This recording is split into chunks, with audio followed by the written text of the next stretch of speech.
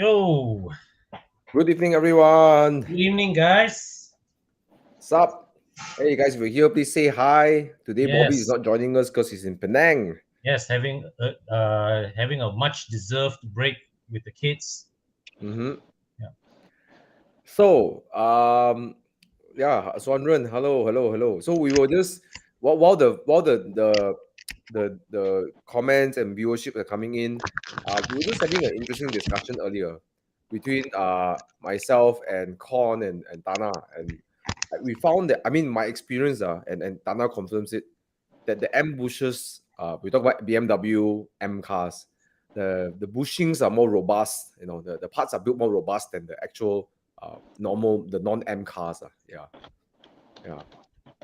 If Yeah. Ivan Kong is here, I think he can he can comment on that. I mean, if you look at the part numbers, some of them, even from engine to engine, they are different. Mm. So if you go for if you go for a V8, for example, the older ones, they actually a heavier setup when it comes to engine mounts. Mhm. The bushings, the arms are different on the M's compared to what you call the non-M's. So the arm itself, the way the arm flexes, they just whole different beast altogether, So Mm. you pay for it. I think before E92 was easier for you to put M stuff on.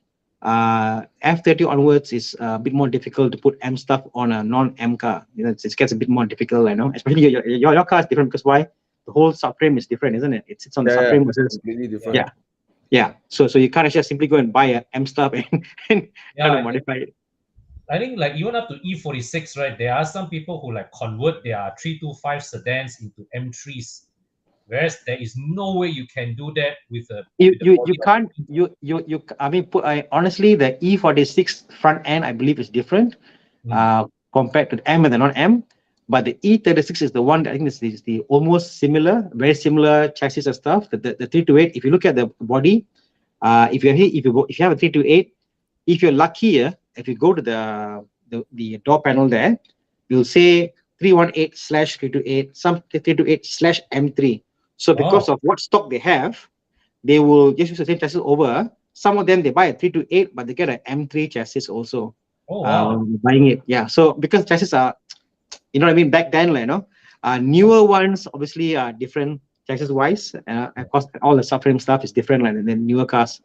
But yeah, This kind of knowledge is only possible when you go through like half a dozen E36s to know this kind of. Yeah, correct. I mean, I look at it. Look at the type. Oh, this one is made where? Oh, I see. It's not made when or what year?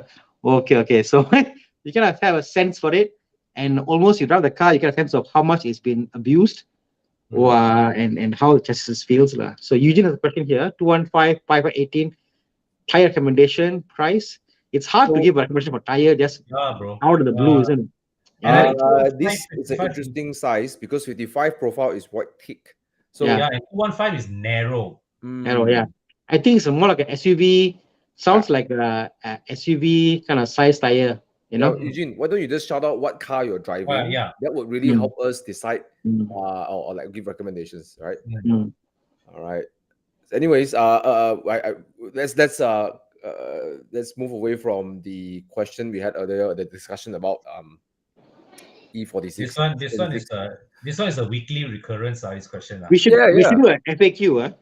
Yeah. Okay. Thinking the same. You know what we should do? No, we should go get a C43 and an M340i and do an actual review. Like all of us sit in the car and drive and just talk, right? And then just give our opinions, right? Then actually, right. Question, you go and watch the video because it's a highly compact car. Yes. Yeah. Okay. King Kash is asking C43 or M340i, which would you recommend in terms of reliability and performance? Thank you. I think engine-wise, both C43 and M340i are robust. So you don't have to worry about the performance, the reliability on that part. But we move to somewhere else. I think reliability. I own the C43 for a while. The rear has air suspension, if I'm not mistaken. They have the Airmatic on the rear. Yeah. It feels, especially when you drive it hard. So I don't like that. I will go for the M340i for reliability. Yeah. I would say the M340i is the better all-rounder, but the C43 has the more entertaining engine. Yeah. But no lah. I mean, it's not entertaining enough to tilt you over. That's me. But again, C43 is on the W205 platform, Yes, right? So it's almost one generation behind compared to the it's G20 series. Yeah, yes. which is an excellent car, by the way. Yes. Yeah. The Uh, C43 is a cohort of the F30 generation. Yep. Yep. Got a question here from Portfolio or Prem. Prem, I think you're an expert in this matter. Prem is, I think, he's an expert in all car classic. So you know better. I mean, the thing is, Con, how many people you know have done stroker kits and are truly happy with the car? I noticed a lot of them, they do it and they're like, yeah, it's 50-50, you know. A lot of them, I think they spend like a year or so fine tuning it. I've seen a handful which are totally perfect. A lot of them actually are still fine tuning the tuning, the how it works and air intake. They keep on going. So I don't know. I'm a bit 50-50 about this frame about stroker kits. I'm not a fan of the whole stroker setup, especially if it's an S50, you know. So you know, Because the 3.2 is already the engine at its biggest configuration, really. And when you stroke, right, what you do is that you get more torque. You get more torque, but because now the pistons will travel longer, right? You actually reduce the rev happiness of the engine. Yeah. My friend has got a 328, which is stroke to 3.2, and he's still fine tuning a bit here and there. It's a never ending process. I guess I wouldn't do it on E36. I think the engine is fine as is. It's perfect, you know. If I were to go bigger, I'll just put a bigger engine inside, or M54 B30, you know, smooth, you know, it great. You can do supercharging turbo with that very, very successfully. Yeah, that's what I'll do. I won't, yeah, exactly. I won't go and put stroker on a 20-odd-year-old engine and try to boost it up. So not something that I will do. Like, no? In any case, the S50 3.2 and an E36 is plenty of muscle already. Eh? Yeah. I mean, it's funny because I think they were talking about how the 2.8, like mine, on a shorter diff. I mean, my diff is like, I think 3.15, I believe. So it runs up very fast.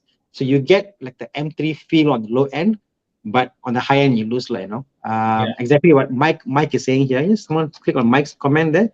To do a 3.4, you must require a 3.8 ECU intake manifold. Yeah, exactly. It's just a lot of fine tuning, like, you know, and I've lost patience to fine tune. Yeah, man. Yeah. It's better you have the whole engine ECU intake that was just like built for each other and plonk it in. No, I'm a fan of you taking any engine, putting a turbo inside, and keeping the stock. I mean, like a better internals, but a stock configuration, versus trying to stroke it and make it bigger. You know, that's yeah. Okay, let's move on. Okay, so Eugene come back and say it's a CX30, which is the tire size. Okay. So the problem about this tire size is you don't have a lot of sporty tires. Correct. Like, PS4 or maybe, you know, what else? Could be a Goodyear asymmetric F1 or stuff. So those are out of the question. They're usually the Turanzas, you know, Bridgestone Turanzas. They're usually the Primacy. I mean, depends what you're after, Eugene. I mean, people talk about going for the UHP tires. I like, for example, the Primacy is very quiet. It's quite nice also. It's a very quiet ride. It's a bit soft though, but it's very quiet ride. So depending how fast you're going, what you're doing with the car, you know. So I think you need to narrow down what you're after, you know, whether it's quiet, longevity, you know, sportiness, grip, you know. I would go for not Primacy, because if someone like me who likes to maybe have more grip and I want to brake harder, I want to make sure I get the grips. I would look for Primacy is very quiet, you know, and if you're going on not high speed, I think it's totally fine. But generally, these modern tires, especially you pick those brands like, you know, like what Primacy, is actually pretty damn good, lah. Yeah, but I say of this tire range, I like the best in between primacy. I mean, this kind of size. I'll go for Continental UC6. Ultra Compact. Probably it's the better tire in terms of like performance if you care about that. But if you're just a commuter and you want quiet, you want to make sure you ensure you have good tires. I mean, primacy hard to beat lah. It's funny, yeah. But it's pricier I'm a fan of Conti, but come to the quiet tires, I like the primacy. I like Michelin. So yes, the Michelins are very quiet. They're quite wonderful to ride. But one thing I like about Michelin is that the wear is actually quite resistant, and from the beginning to the end of the tires range, it actually performs quite consistently. Yes, they are consistent throughout their lifespan. Whereas the Japanese tend to falter halfway through, they change character, Okay. All right. Okay. But Eugene, my recommendation is UC6 is I think a bit pricier, but I think it's worth it lah. And I like to have extra grip when I have to brake hard. Okay. What else? Okay. This is the next one. Tires has again. GT compares to Conti. So I've tried some GTs. I think GT is very, very compatible right now. They make pretty damn good tires. In fact, I might go GT on my Boxster also. So yeah, they're pretty good. Okay. Well, I never driven GT. I can't say much. I know the price is competitive, but here's what I heard. I know Mr. Chigu Suresh drives Lotuses like he's super skilled. He can drift a mid-engine car and power slide it. He likes the GT. He says that this is what he likes it. In the wet, he says the tire is predictable. It's not as grippy as like the heavyweights like PS4S and stuff. But it's predictable, and that's what sometimes you want from a good tire lah. It tells you what's going on down there. And also, I think GT has a bigger range of tires for smaller tires like 18s and all that. For the UHP, opposed to like Michelin, they stop at 18. You can't get smaller tires. 19. Yeah, it is. So there's the range higher. I all my cars are Michelin. I'm used to the Michelin assurance. That I'm used to the feeling of it. So my Boxster is on PS4 because that's the highest I could get. They don't have PS4S for 17s. My MG is on GT. My BM is on Conti. So I've tried tires and you're right. Each tire has got a different characteristic to it. Yeah. Okay, let's answer a question over here. Have an old W124E230 manual abandoned my parents for 10 years. Worth to rebuild or not? Okay, this one I pass it to Thana and Con. Okay, the fact that you say tight in budget, don't. A car that has not been driven in 10 years will not be cheap to rebuild. Yeah. All right. Ballpark range. 10 years no drive. What do you think? I think 40,000 at least. I think it's very depending on what is the condition of not driving. And I think if all the internals are there, if all the parts are there, then obviously it's easy to find a donor car and put inside. I mean, there's a element to it, and there'll be an easy fix buying a whole car.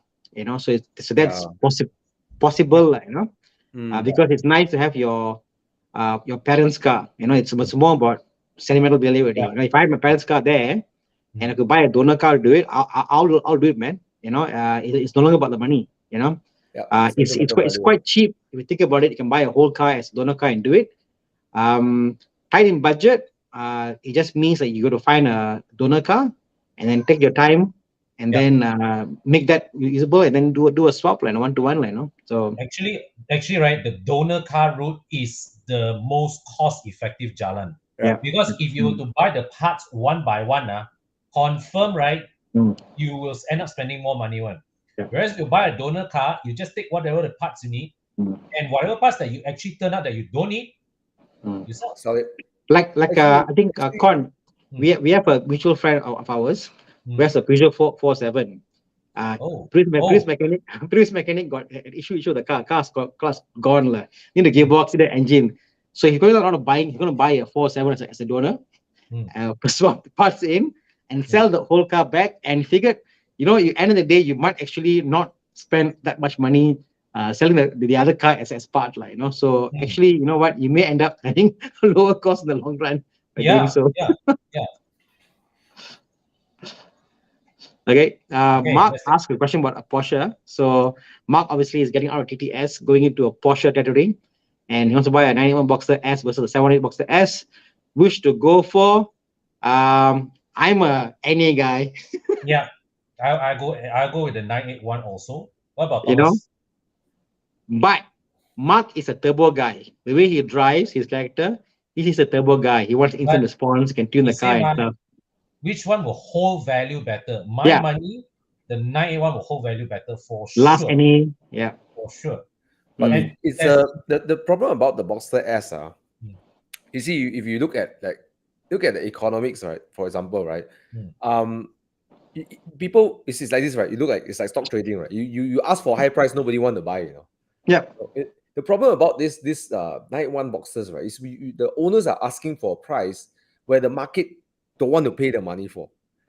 Yes, it's becoming that level, you know. At one point, it's still acceptable, but I don't know why at this point, right?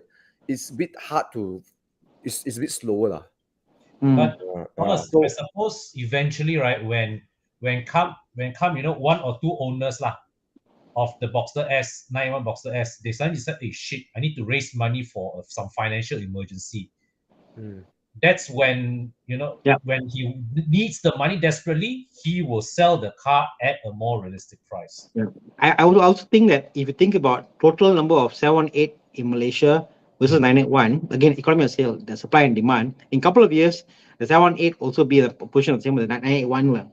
Yes. So look at 5 years in advance. Like in 5 years in advance, a car from 2016 would be equally loan a bit on the borderline, or like a 981. They bought a cashback purchase.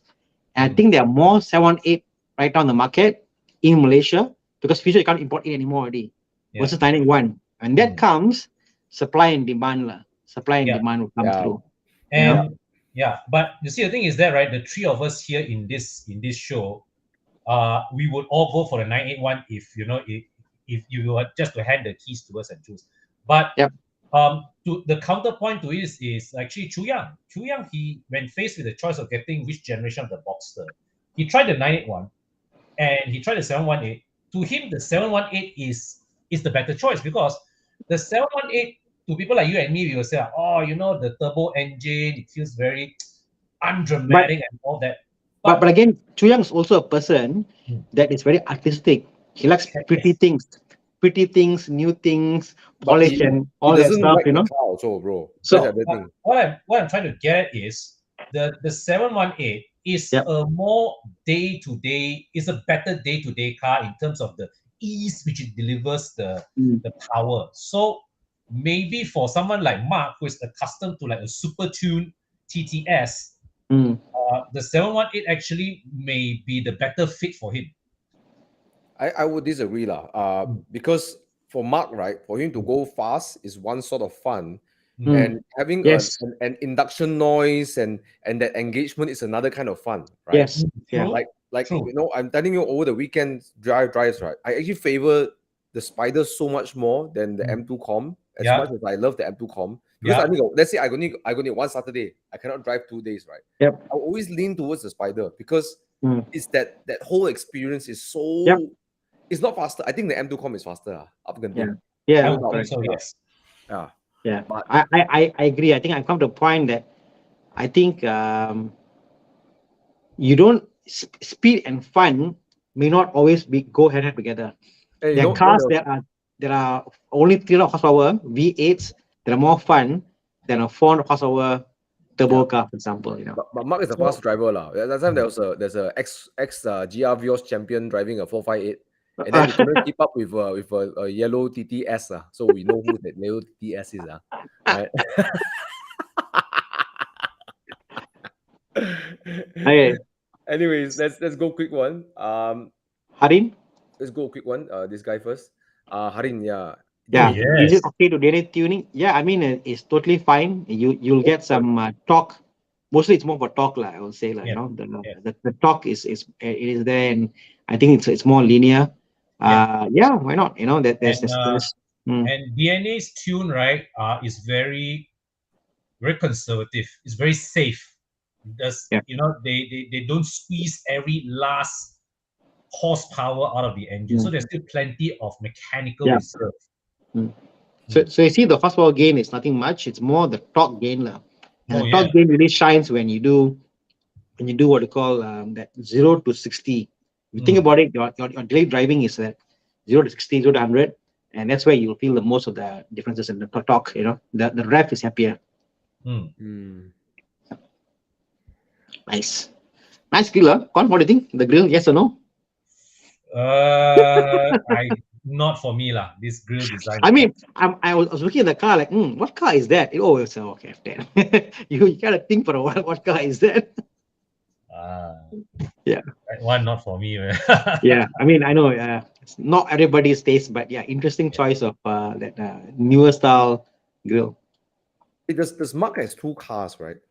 The Cayenne, the Cayenne 4.5 NA. Okay, got it. And the wife's T30E. Y30E lah. Yeah. There's so many cars this guy. Yeah.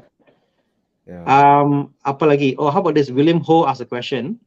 Thinking of upgrading from a D-segment Japanese sedan, so advice on a G30 530i or a 540i, which one is the more sensible to go for? Just off the park, this group you ask, everybody will say bigger engine is always better. Yes.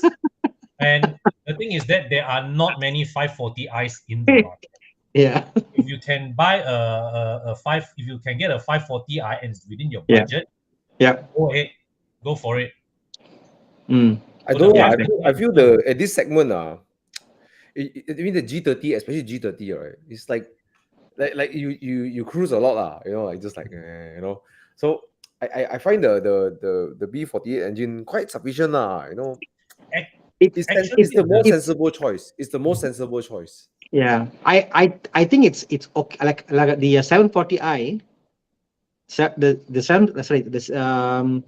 740i is a 2.0, right? Or 730i, is it? 740i is 3.0. 730i almost a 50k premium for this. You know. So the 730i that we test drove, it was adequate, it was fine, it was cruising, whatever. But when you want to push hard, like that one day, and you find like that it's not there, you know. So and also I think the revs are much lower when you're cruising on 540i versus the B40 engine on the 2.0. So I would always go for bigger. Sensible choice, 530i.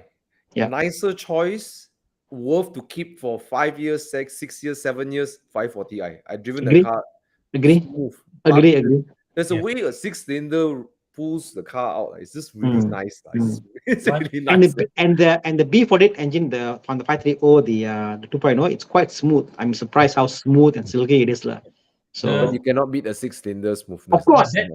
That being said, the 530i has slightly better handling because the engine up front is lighter. The nose, when you turn corners, is sharper in a 530i.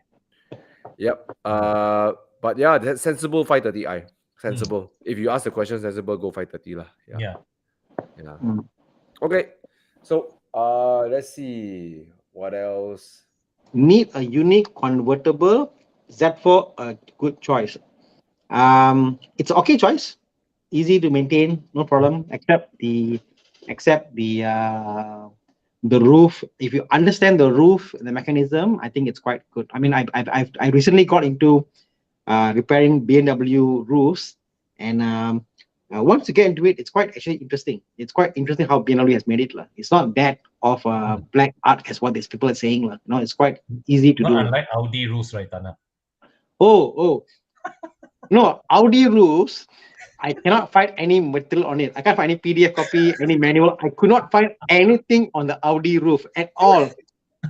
In one evening, I shout out to my friends for the call for the BM group, and suddenly I got all the documentation. I'm reading through. I'm like, wow, this YouTube video. I'm like, now I'm like, my knowledge is up there for the convertibles for BMW. So the older ones, So it's amazing how much it helps to have resources out there. People have other cars can share information and stuff. So Z4, go ahead. Even if the roof is damaged, you can convert to a manual roof quite easy. And one thing, I was shocked by corner. The Z4 on the 2.8 engine. Wow, you hear the engine noise so well. The car's insulation is so poor. It is great. You just hear everything, you know. Hey, Z4 got 2.8 ah? Sorry, the 3.0, the one that Oh, sorry, okay. the one 3.0, the one that Prakash got. You hear everything in the engine bay. It is like it's Hey. almost like a kit car. You almost feel like as if you hear it's like a, how do I say? It feels like a Lotus or whatever. Just you hear everything, you know, the way the vibration. It's just amazing, lah. I didn't expect that from a BMW. The E85 Z4 is damn worth to buy now. Yeah. It's so low, you know, and it's like a go-kart way. Yeah, really go-kart. Yeah, hey, really Thomas, go-kart. it drive like a go-kart, the sound like a go-kart. I mean, it's like my Porsche compared to the Z4. The Porsche feels like a luxury car, like insulation and whatever. Z4 like rowdy, you know, really rowdy. But look at 54,000 ringgit, right? Can't go wrong, man. I mean, there's a lot of work to do. Oh, this is an M54 engine. But Prakash has a great restoration. He did like 70,000+. I can't remember. Is it 80,000? His price. He's selling the car for 80 now. Yeah, okay. I mean that could be another choice, but if you fancy spending time to fix up the car, but I think it's a car worth fixing. It's at the bottom. It can't. Yeah. Okay. So okay, good choice. Yeah, lo. You can drive it. You can own it for a long time. It's a good choice. Yeah. Yes. Talk about convertibles. Quick one over here. A5 Cabriolet 258. You better buy. You just missed the S5 Cabriolet protocol for much lower. Yeah. But that is a 2015, right?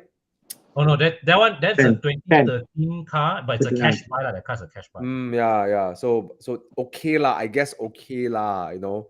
Actually, I think it's quite. For me is if the Cabriolet this version comes to the Quattro. Is it a Quattro? It's a Quattro. Then okay lah. Quattro, I think okay. Quattro will hold the price. It is not bad. I don't like the A5. The one that we test drove, the one in green. It was a non-Quattro, correct? Quattro. The one we test drove. The first one. It was is the what It's the not real Quattro lah. It's the electronic Quattro lah. It's the Quattro. It's the long linear engine Quattro, but the car was very bare spec. That's why bare spec, correct? Yeah. So there was a bare spec. So if this is a convertible and it's a soft top, isn't it? So I think there's more engagement into it. Like that car just lacked something. I think this car will probably give back whatever that A5 lost. A5 for me, that A5 was a bit lackluster. That was about 6+, you know, isn't it? Yeah, I know lah, about 600K, yeah. No, it was about the price of a 4 Series. No, really? No, you see what happened. I remember roughly what happened was that they kept the content of the car very low in order to keep the pricing within touching distance of the 4 Series. Oh, 454. That's the price. Yeah. Yeah, I wasn't too impressed with that, but this probably would be a better option because it's a convertible. Yeah. A 258 doesn't sound like a bad price, eh? Yeah, it's a good price. Right. If you compare it with a 430i convertible, how much would that be? I know a 2013 is like 200+ lah. Is it? How much? Okay lah, I'm seeing a 2018 430i coupe going for 229. Right? Another one 2016 going for 2018 going for what? For 243. So 258 does for convertible sounds okay, what? Oh wow, there's a 2021 420i G22 M Sport convertible 380. Okay lah, I'll pick this lah. but it's almost double the price lah for 400K. Yeah. But it's a 420i only lor. Yeah lor. Not a 430i. Actually, it's a good bargain, like you ask me. 258 for A5 convertible. Okay lah. This one at 395, right? You somehow have to send to Mike Yap to tune it up to acceptable horsepower. I mean, even the A5 Cabriolet, it's 2.0. Even that must tune up like the A triple engine. Even that needs to be 2.0. No need lah. Audis are not meant to be driven like that, especially a convertible. No, it's heavier, bro. It's heavier. Heavy, So you need to have more power. You need the torque to drag the weight. Exactly, it's heavier. These cars are not cheap, not light. Sorry. Anyway, Okay, moving a on. lot of questions. Let's speed Next through question. some of this. I'll give a quick answer to this one. Please get the sweet spot. The M1 RS is a K car. Turbocharged, don't get it. 0.6 cc. I think let's spend some time with this question over here. Yes. Asking for a friend, first car looking for sedan, budget 70k loan, retains value after 5 years. Later there's a question from Zuan Ren. We'll come back to him about the S400H. Okay, yes. Okay, retains value after 5 years or first second-hand accepted, Altis or any other suggestion. Retain value. No car retain value. All car will drop value. Yeah. Okay. It's you get a cash buy Z4 with retain value. No, I mean he's looking at a new car, a newish car, And take loan. the price, all car will depreciate. It's a matter of whether it depreciate 10% or 7%, that kind of margin, I guess you want the depreciation to be closer to 10% than it is to like 50%. So if you avoid the lemons, if you stick to your Japanese brands, the stock standard, then yes, Civic, Civic can't go wrong. Their value. Yeah. I think what he meant was that what retains value better lah. So I'll be honest, in this category, what sedan Civic is the king lah. Civic, nothing retains value in this sedan range like a Civic. Nothing like a Civic. Yeah, get an early batch FC like this one, the Civic FC 1.8. I think you can consider that. Yep. Or you can get a Honda Accord. Accord depreciates faster on the first, and then it reached the middle a bit faster. So an Accord will be another good choice lah. Yeah, but I think I feel Honda has a better second-hand market than Toyota Altis lah. Correct. Yeah. I look at 2017 Accord. Look at that. Bigger car. Yeah. Better interior. I would totally say the Accord lah. Yeah. I don't know about the holding value though. I mean, I think the Accord will hold value not as good as the Civic. But the Accord, you're getting a further depreciated car. No, but you see, Thana, once the Accord reaches 70k, right, it is already at the shallower part of its depreciation curve. I mean, arguable. Okay, both are great cars. We're really picking the depreciation of both cars, right? In the next 5 years, right? You won't feel that it's a bad depreciation. You won't feel like that. 50k lah. I mean, in 4 years, it'll be a 50k car. Yeah. So it's like you won't say that this car was a bad depreciation. You won't put under that category, right? Either one would be in the same category of good depreciation, right? Yeah. Best depreciation, obviously. So the best one will be a Z4. You buy a Z4, you won't depreciate any money. 54k, bro, you buy. Bro. In 5 years, confirm 50k you can sell. No depreciation. Okay. Wait, before we go into this one, there's Zon Ren is asking about let's take the S400. I think asked a few times already, so let's help him out. His family is getting a S2016 S400H at 35k. That battery had to be replaced. Right? Actually, there's the early version of his question. Yes. He already replaced already. Yeah. Okay. So I think the thing is, what year is it? 2016. Yeah. So the battery from Mercedes was, I believe, 8 years was the warranty. Okay. So you're buying a car 16. So at least 2024, you've got the battery covered lah. And honestly, it's a new battery. Yeah, no. I mean, worst case scenario, even if it's there, it's 2024, and it's replaced. Okay.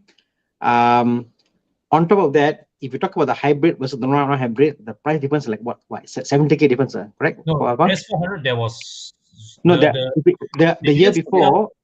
I think can we all just are we erring to the side that maybe it's not the best car to buy? No, clearly clearly the fact he said about, he's asking about the reliability, he's asking confirmation whether it's reliable or not. And clearly the answer is the car has issues, for sure. Everybody agrees. Nowadays, 135, right? Or what? Yeah, 135. But if you think about it, that you know what you're getting to, you know there's problem, correct? There's a reason why it's priced at that price, lah. Exactly, and which is why he's asking us a question whether, hey, you can okay or not okay. Got problem, definitely got problem, got problem, you know. But even cars with problem, what you're buying is you're buying insurance, because you're buying a car at a certain price point. You know, so it's totally up to you. If I was you getting into a car of a hybrid nature, I would go for something like from because right now if you buy from Auto Bavaria, Sunday collection, okay, because they team up with GMR, they are providing warranty on the full hybrid system and the battery. So you buy a car from them, a hybrid, whether it's a 7 Series or whatever car, BMW, okay, that comes with warranty, like as if it's a brand new car, and you can extend up to about 2 years. So that's something you can look into also. If you want to get a hybrid cheap price, but at the same time you want warranty, go for a BMW instead, and go with Auto Bavaria, and they have teamed up with GMR, which is also our partner, because they're the only one in Malaysia which comes with backed by a bank and not by anybody else, you know. It's an insurance company, RSB Insurance. Exactly, you know. So that's an option you want to go. You want to go cheap, hybrid, and get a 7 Series, man. Having that said, I will still say, you know, you must always expect, you know, if you expect no problems, you'll be very disappointed. If you expect problems, you'll be okay if it happens. Okay, you know what I mean? And that's when I would always like to lean to this question over here, which is Oscar Sham is asking, is a 52-year-old gentleman, and he's saying looking at selling his 740 Li. No, if you have the money to stretch into a non-hybrid 7 Series, I think is better. Yeah. Anyways, the price. Luxury sedan, 52 years old. Yeah. Hard, you know why not? Now Oscar Sham enjoys that interior of that 7 Series, you know, and that space, it's very hard to recommend something in the 200. Oh, I know one. Chiang, can you find a Audi A8? Bro, I tell you, A8, don't fight, don't fight interior with A8, I tell you, bro. A8, come, Chiang, show me an A8. Maybe an price. 200K, bro. Ada punya. Can you find a reasonably aged A8? How much? Go newer. Hey, don't laugh. High newer, high to low, or maybe around the 200K mark. What do you have? 8 4 liter V8. Whoo, okay. 8 4.2, 215. Okay, yeah, 215. How about that? Look at the interior. 275. Okay, look at the interior. Bro, it's 275, bro. Yeah, go ask him for 40 lah. This escalated real quick. But my point is, there are out there some builds you can get like now. This is the 4 liter version. There's a 3.0 version before this, not the V8. V8 is of course expensive in Notex, like, you know. That interior I think is beautiful. That doesn't age. It's luxury. It's more pricey lah, but it's asking 200K, right? I struggle to find a car because the 7 Series that is such an accomplished car. It's really nice. It's nice to drive. It's nice to sit in. Great space.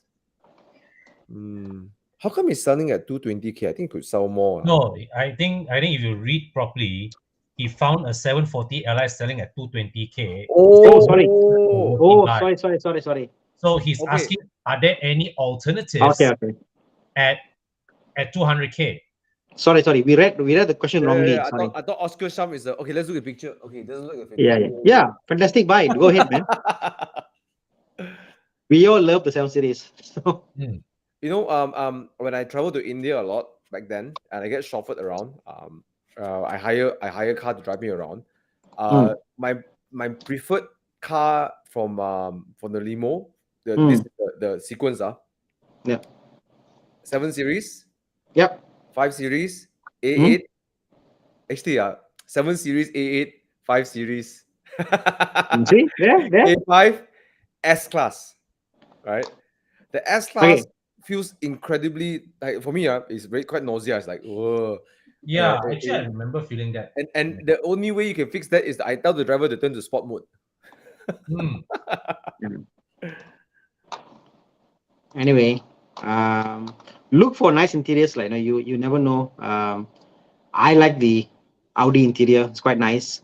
Mercedes, is too bling for me, but the 7 is beautiful. Okay, I think the 7 Series has depreciated to quite a. I mean, it's almost a 600,000 ringgit car, I believe, when it was out. Engine is reliable. It's a B58. Yes. Transmission, 8-speed ZF gearbox. Sure, you have some parts that will wear and tear. It's a 8 years old or 7 years old car. Oh damn. Yeah. No lah. This car is there's reliability is a bit challenging. Let's put it challenging lah.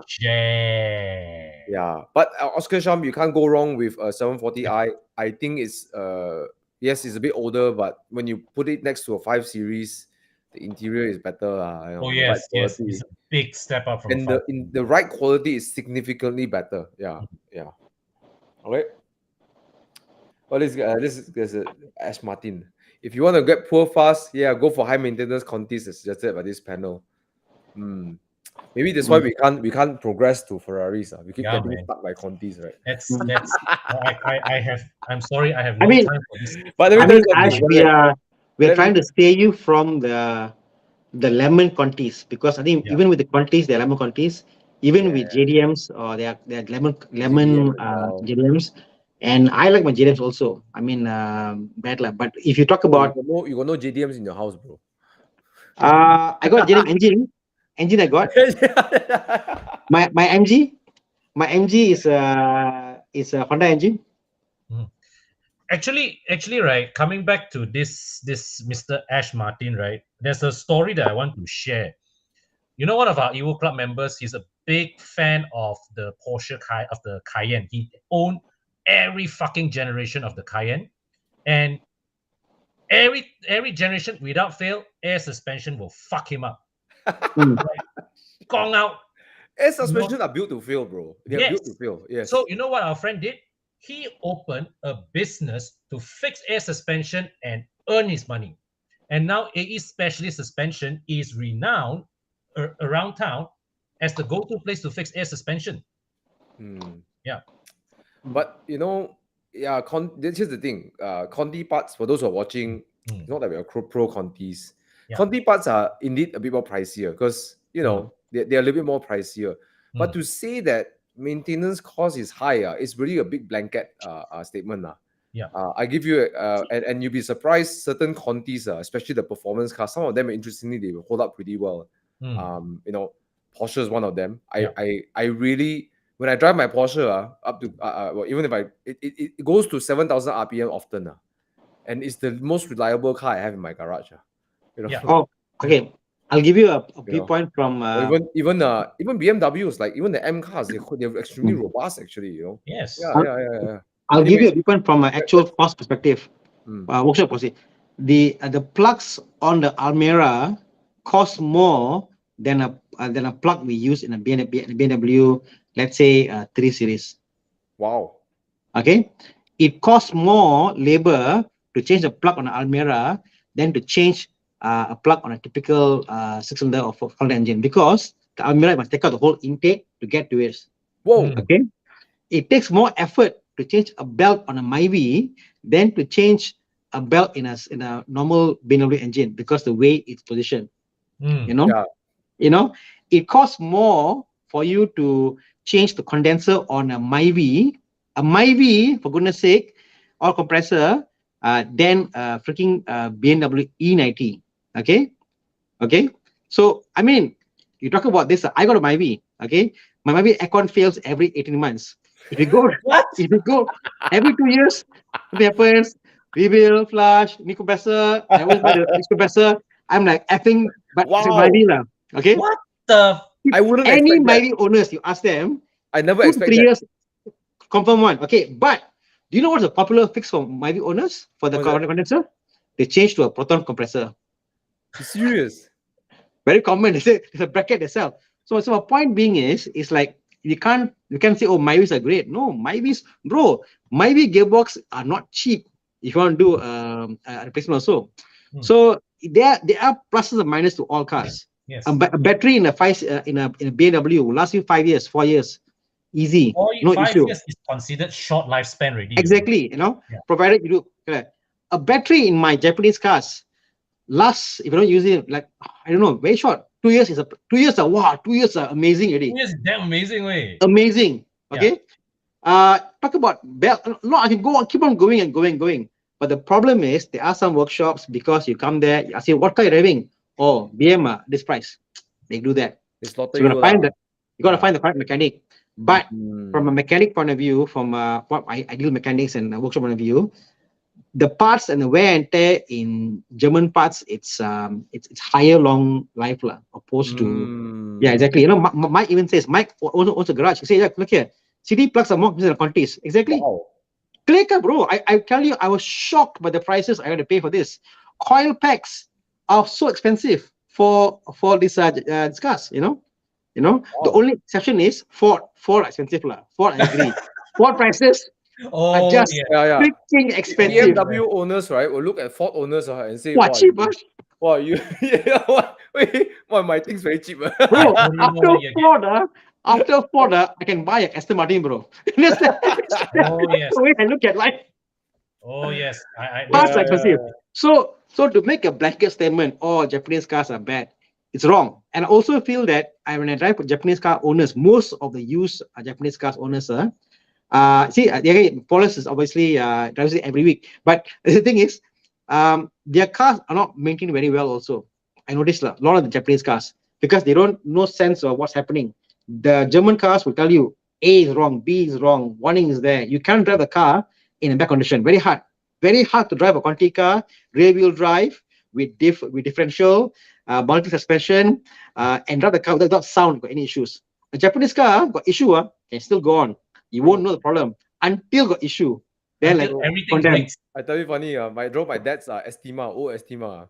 Yeah. The car vibrating weirdly, right? The check engine light go on. You go on often, on, Yeah. right? Then I reached the Gamat, right? I reached the Gamat, right? The engine died, in the middle of the road. Like the car is driving, the car's still rolling. The car is rolling. So again, I think you must understand that a lot of Conti guys, they do long mileage. They drive hard, and the cars are reliable, and they take care of the cars. So I think a blanket statement to say Conti cars are bad is wrong. And we love Japanese cars, and just to actually, I don't think our friend said Conti cars are bad. He just said Conti cars will make you poor. And to me, that is indicative of a mindset problem with this guy, because he is saying that, the reason why people get poor is because of their cars. No, the reason people get poor is because you don't take the initiative to upskill yourself, make yourself more valuable to the marketplace, and earn more money. Yep. So like Jess Song say, thank God she found somewhere changed the plugs of filtering gate. Okay, I'll tell you a story. The Almira came to a workshop, coil plug failed, spark plug failed, and the reason was the Nissan Sales Center installed the intake back, gasket broken, intake valve cover, so the intake leaked because the gasket broke, and because of that it was pumping too much of this thing, and the coil burned, the plug burned. So sometimes, you know what, it's cheap, but you must make sure that they do a proper job. His whole car failed from Nissan. No, this is from Nissan. Warranty ended in November, okay, because the gasket wasn't put properly for the intake. So there you go. True story. Okay, now talking about maintenance. I think we spent a good 10 minutes. It's a good topic because we are a live Q&A. Although it's not asked by our participants, I think it's good to also hear both sides of the story, right? Okay. So that's very, very enriching. So let's come back to here. Left Lee. Hi guys, looking at the 2009, we talk about Japanese car. Okay, Lexus IS 150 60K, worth buy or not?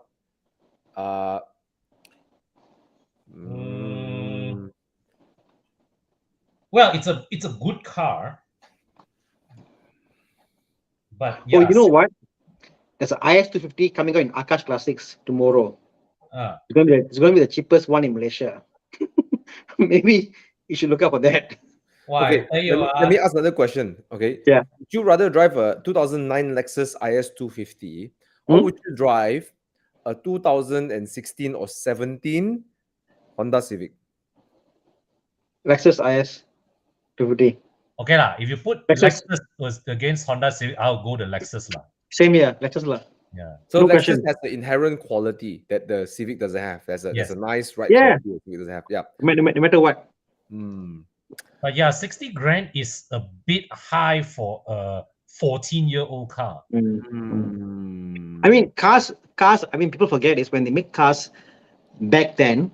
When you make a car for a certain grade, they are built of a certain grade also. Although many years pass, you know, if you buy, for example, an old 7 Series and a 5 Series or 3 Series, or an Accord or a City and a Civic, they've got this inherent quality to them. So, an older Lexus to me is any day better than a Civic.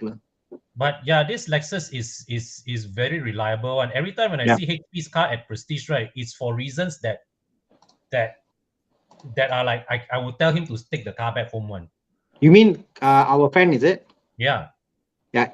Okay, you want Thomas, here's the story. HP sent his car into Prestige. I say why? Because what? The windscreen rattling, the side mirror rattling. Side mirror got sound. Send the car in. I'm like, what? You know? Is it rattling or sound? Got some sound, rattling. Got sound, so he sent the car in. So like a bit of sound lah. So like, car sent me into the workshop and like, so the car is so quiet that they go like, you know, the smallest thing, like, must send to workshop, you know, whistling sound. Okay. Anyway, so yeah, it's 60K could be cheaper. But yeah, I think there's a good quality, there's an inherent quality of the car. Okay, pre-owned Tiguan Live or new CRV? Thanks in advance. What is Tiguan Live? Is it the all space? I know. I think it's the all space. I think 1.4, right? Is it Live? 1.4, yeah. Live is what? It's just a variant lah. Tiguan Live. Tiguan Live. I can't keep up with all this. All space, I know. Oh, it's called the all space Live lah. Correct. Yeah. So it's the 1.4, right? Yeah. The new CRV. Don't know. Okay, how? This is something that I didn't buy this generation of Volkswagen Tiguan, but at that point there was also that CRV, right? So it's a commonly compared car lah, right? You know, I never driven a new CRV. I can't say much. Is it is the latest CRV is the one that launched in 2016, 17? The one? That's the current one lah. The new one coming out soon. This is the current one. Oh, they're coming out soon. The one coming out. I mean, we can't compare against cars that have not arrived in Malaysia yet. But if you're talking about the current CRV, I would say the CRV anytime wins in terms of pure interior usability. The way the interior is packaged. I think Honda cheating one. They give you so much space. It's very cheating one. Yes. Okay. Yes. But Billy is saying current one. Current one. I don't like how the CRV feels on the highway. Yes. It feels a bit wafty, like it's like this is. And when you brake, the car goes like that. I don't like that feeling. I can't get over it. Yeah. And the cabin quality does not feel as special or as expensive as the Tiguan. The Tiguan, you still have that feeling of plushness around you when you touch and feel the cabin. Tiguan isn't that nice either. You know. No, but you stack it next to a CRV, right? The impression is that the Tiguan's cabin is built to a higher price point. Whereas the Tiguan doesn't feel underpowered that much because of the DSG gearbox. Fantastic gearbox, by the way. Ride quality, I really feel the Tiguan has a more sophisticated ride quality. Oh and, yes, no question. It's more sophisticated. It feels more comfortable, feels more assuring, sure-footed. When you press the brakes, when you depress the brakes quickly, you need to do a quick stop. You want to take a corner. The car feels nice to ride on the highway lah. Yeah. But Honda also hard to not choose Honda also like at times. It gives you so much space. My problem with the Tiguan is I think it's a 5+2. Yeah, it's a 5+2. So if you got kids and you need the extra space, may not be the best option lah. It's okay as a 5-seater, but it's a 5+2 lah. The back two are just like happen to throw in there for fun lah. Okay. Anyways, I think we kind of answered this question. There's this person here that's asking about Mark 7. Are we okay with this, Billy Chen, already? Yeah. Okay. And then since there's two questions about Mark 7 and Mark 8 GTI. Okay, so let's ask SSR. Hi guys, should I sell my W204 for Mark 8, Mark 7.5, Mark 7 GTI? Thank you. Space-wise will drop lah. I would say go for the Mark 8 or the Mark 7.5. I would say go 7.5. Forget the Mark 8.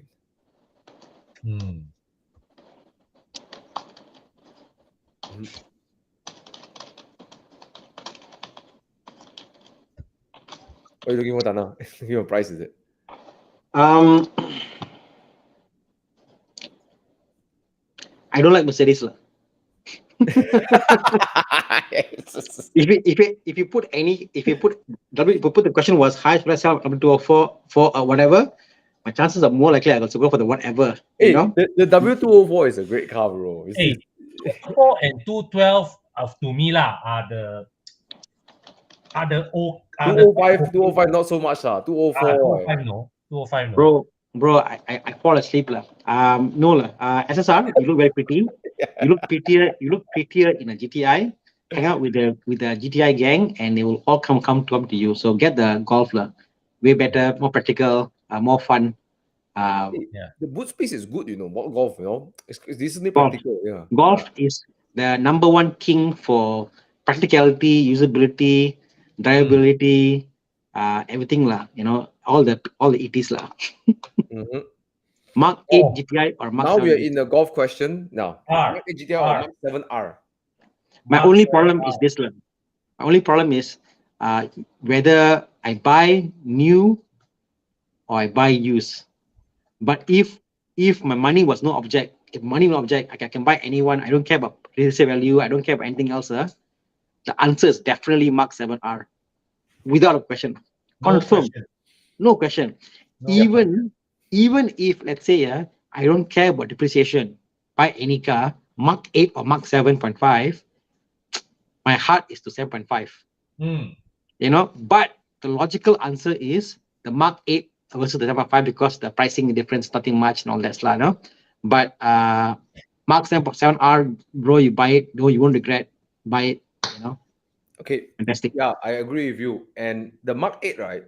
You see, a Mark 8 is learning from Mercedes. When you open the door, right, it's like, wow, right? They make you so irresistible not to buy the car, right? But over time, right, that quality kind of goes away. The Mark 7 has a cabin that will feel it's nice, but it won't go like, wow, there's no wow factor in the cabin, right? I think we all can agree with that. But I think a car's quality is there, the Mark 7R, Mark 7R. Yeah. And the car is rapid way. The Mark 7R is rapid way. Yep. Okay. This one. Let's have Renny Chu. Renny Chu is a good question. Sorry. This one. He's coming from okay, this one we go to Thana's, the one that Thana picked. 2016 BMW F30 LCI 320i coming from a Civic 2020. Go for it? Yes or no? Excellent. Yeah. It's a great car for you to understand what is rear-wheel drive, how BM feels, all the BM-ness you want to experience and feel, you will learn in a F30. It's a great car to buy, Yes. And to add, it's a robust engine B48. Yeah. I was just driving. I just drove a 320i pre-LCI, the one with the old N20 engine last year. N20, yeah. Yeah. And I felt that, it's still a decent day-to-day car. Of course, spec-wise, feature-wise, right, the 320i pre-LCI really needs to go to somewhere like Eurotuner to upgrade some of its hardware. But, in terms of performance, in terms of ride comfort handling, it's a good day-to-day car. I test drove back-to-back a brand new G20 32i, and then 2014 32i tune stage 2. No comparison. The N20 engine tune stage 2 tapau the car miles ahead, and also in a stock form the engine sounds more rowdy because it got diesel sound to it. It sounds more sporty, sports car, so really like karang a bit. The sound is there. Whereas the B48 is more smooth and comfort and all that stuff. So whichever way you go, even you go for pre-LCI, as what Con said, I don't think it's a bad decision. You go for that, but you make sure you do your charge pipes, your water pump, your thermostat housing, your there's a list all the things you do up. I think you have a solid car, and from a Civic to there, I think you're gonna be in love, Fantastic. All the best, bro. Please come back to our channel and comment if you want it. I want to hear from you, Benny Chu, in a couple of weeks.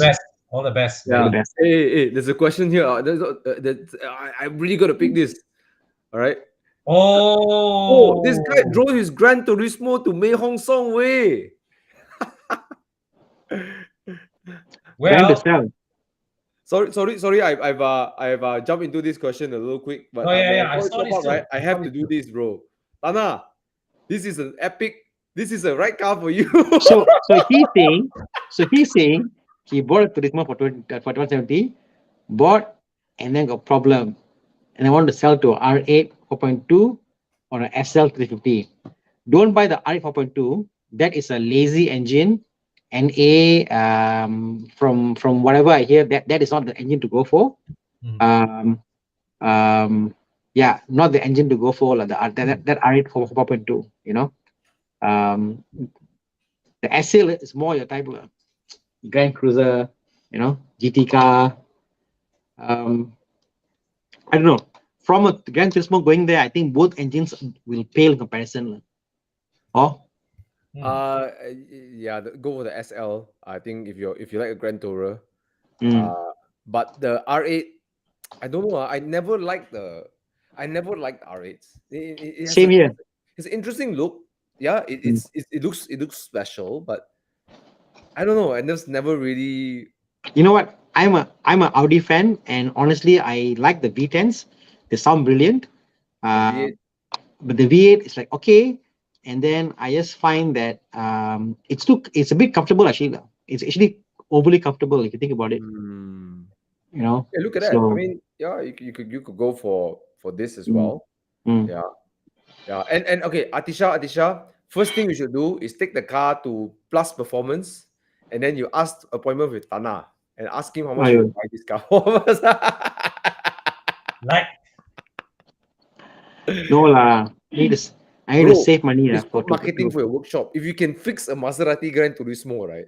Okay, any car can fix, no problem. Okay, how many of you here watch Matt Armstrong? I was watching his channel today. Matt Armstrong from UK was inspired to do a big project lah. So I might buy a car for a big project coming soon, I can't wait, man. To go big lah. Yeah. Okay. Nice. How about a Quattro? What's that? A Ghibli? Not enough problems. Yeah. Anyways. Okay. Let's move on. Question here, Vincent Chan. I currently own an FD2. Hey, wait, Thana, were you picking another question earlier? I think it was about, what is it about? I forgot what it was. Let me go ahead first. I'll go find the question. Okay. Hi, dear Con. There was an X4 LCI last year. Hope to have your review of it as well. What do you think of the X4 anyways? I am actually not that big a fan of the X4 as a product line in general. but it's basically a sportier looking version of the X3, which is I've not driven the X4 by the way, but I've driven the X3 and it's a very accomplished product. So the X4 basically is it has all the good points of the X3, but dressed in a different body style. So in terms of driving dynamics, in terms of mechanical reliability, mechanical refinement, it's an overall a good package. So if you like that car, then go for it, man. Okay. Question here. Thana, let us know when you find the question. Currently own FD2R as a weekend car. Interesting one. Thinking to go for a Cayman 718 2.0 or a 981 2.7 for a change. Would that give me a whole new and more enjoyable experience? Absolutely. I think for someone who drive an FD2R, the 981 may be too tame for him. It may be too tame for him. I think that he will have more fun than 718. I think the 981 is the correct car for him, but he needs something really raw like a Spider. Wow, I think for him it's not enough CC lah. The 2. So the 2.7. Okay, so it's okay lah. It's quick enough, urgent enough. But have you driven the FD2R, Thana? I only sat in one. I never driven one. I know it's monsters like sat in one, right? It's the kind of a beast lah, you know. The engine is so strung up, you know. It's so. Oh yes. Right? This like it's a freaking Hornet, right? The 718 doesn't have that kind of experience with the car. Nor the FD81. So I think let's just agree by engine drama wise, none of this can keep up with the FD2R drama. Oh right? Oh yeah. But I think in terms of driving experience, I think the Cayman. Okay, I think both of it will be already a change, right? But I will lean towards the 718 at this point because the power maybe give him a different dimension of fun, because the 891 is like 270 horsepower. Okay. And coming from FD2R, yes, it's like 200, right? But I don't know, I feel like the gap is bigger when you go over 718. The gap of power is a bit bigger. Yeah. If he drives a Civic, I think 981 would be quite fun for him already. But I think if it comes to FD2R, but mind you, for him also is a different driving experience. The rear wheel drive. Yeah, mid-engine. Yeah. Okay, final way to do is, Vincent, test both of it. Just test both of it. You may not like the 718 or you may not like the 981. Go and test it. Yeah. But you come from such a memorable car. It's kind of tough also lah. FD2R is such a yeah. But I got one suggestion for you, Vincent. Are you ready for this suggestion? Which is this. Go for the Boxster. Yep. Then you have a even newer experience and more enjoyable experience, right? Try. You know what people don't understand is anybody who has never driven a convertible, okay, this is where on paper you see a convertible and you see it like a Cayman and you say like, oh, same spec, whether convertible or not, or all the thinking about is roof no roof, leaking not leaking, you're thinking about that. But the reality is far from truth. Convertible, you get the engine sound, you get the sense of speed. With a Cayman, you must go 180 to feel going fast. With a Boxster 140, you feel going fast already. You know, you get to hear the tires, smell everything, so that the sensation is also different. You know, so yeah, totally agree, Thomas. Convertibles for the win. It's like you get to understand why people drive bikes. You know, all these guys in the mid-40s, they go and buy bikes and they drive. It's because the open air feel, you know, and it's a safer way of to drive a bike is to get a convertible. Don't go for the bike. You need to wear a helmet. I think he's referring. I hope he's referring to the Boxster because he wrote 718. Because in 718 lingo, that's the Boxster. 718 Cayman is the Cayman. So yes, go for the Boxster. Yeah. Boxster lah. I think if it's both Boxster, yeah lah, 718 Boxster is okay lah. Yeah. I mean, we Okay. also know a person with a Type R who recently bought a convertible. So there you go. Oh yeah. No lah, he didn't buy. He actually just post there.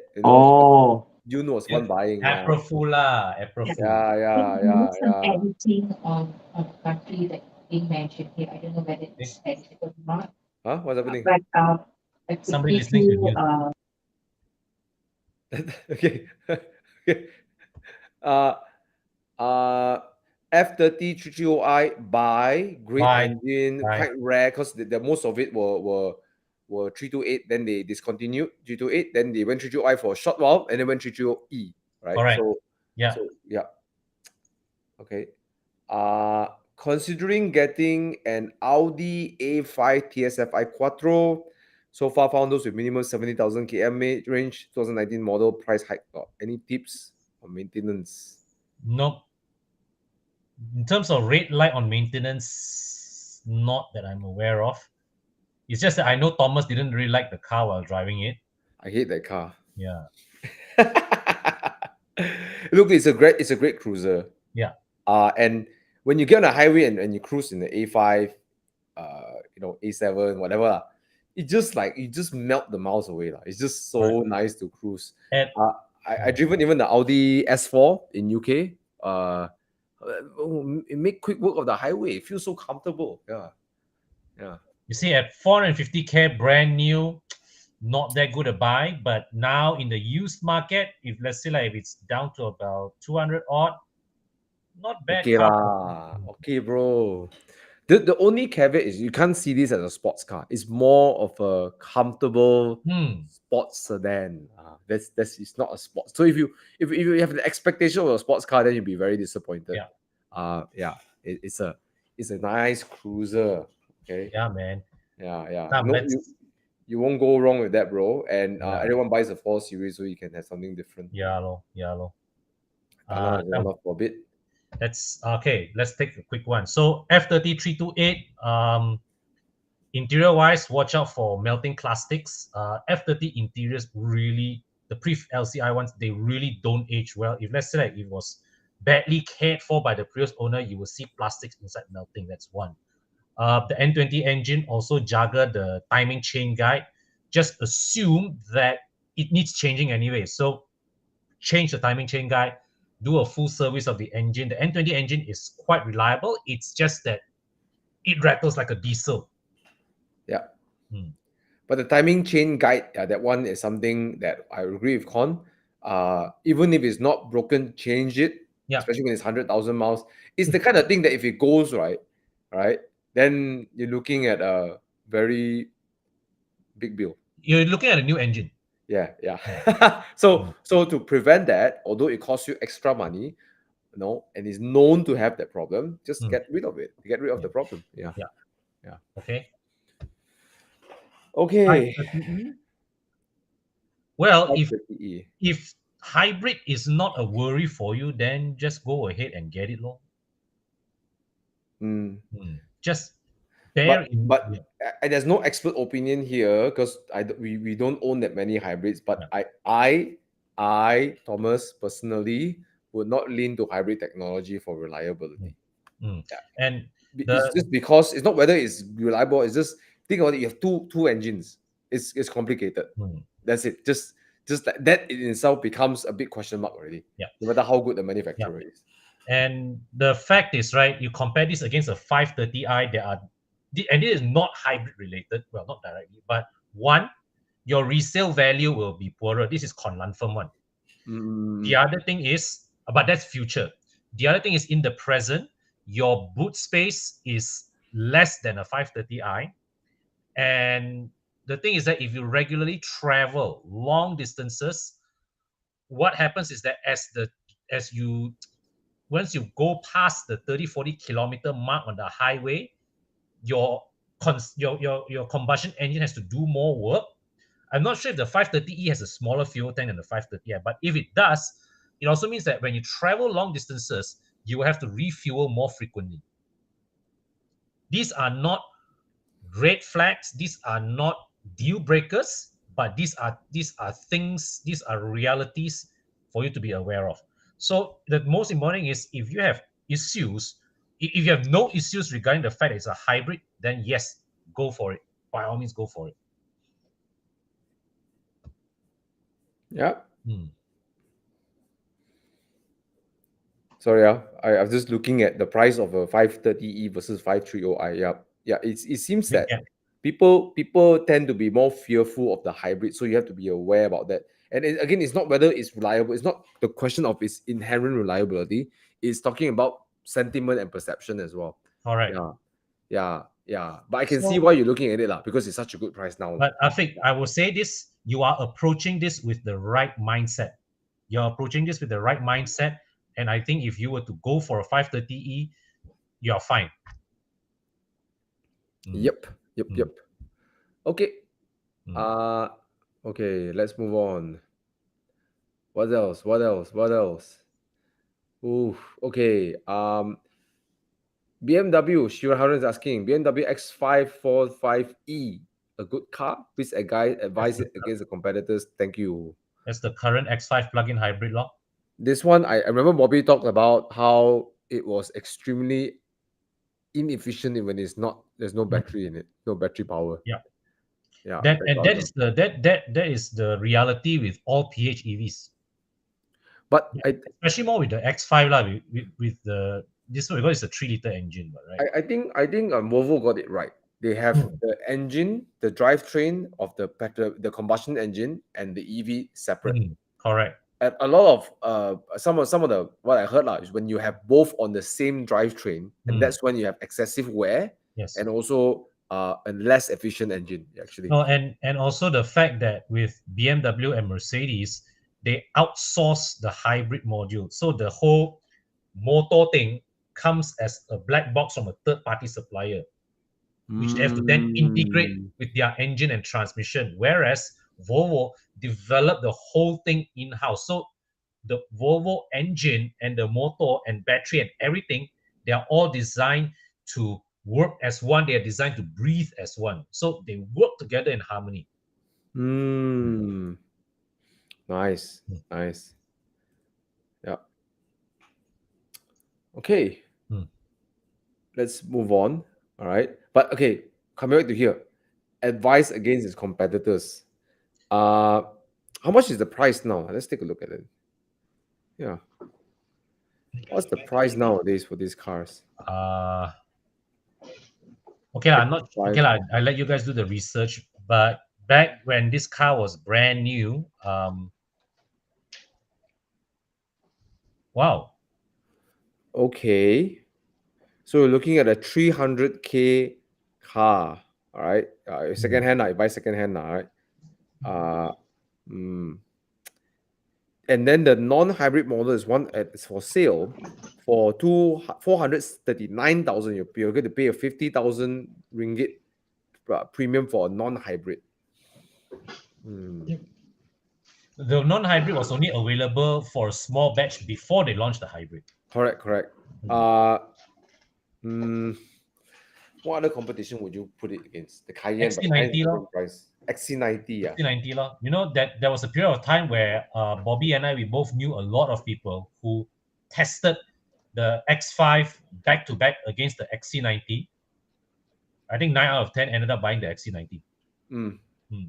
But so that time, I remember when I reviewed this X5, I went into it with very, very low expectations, and it surprised me.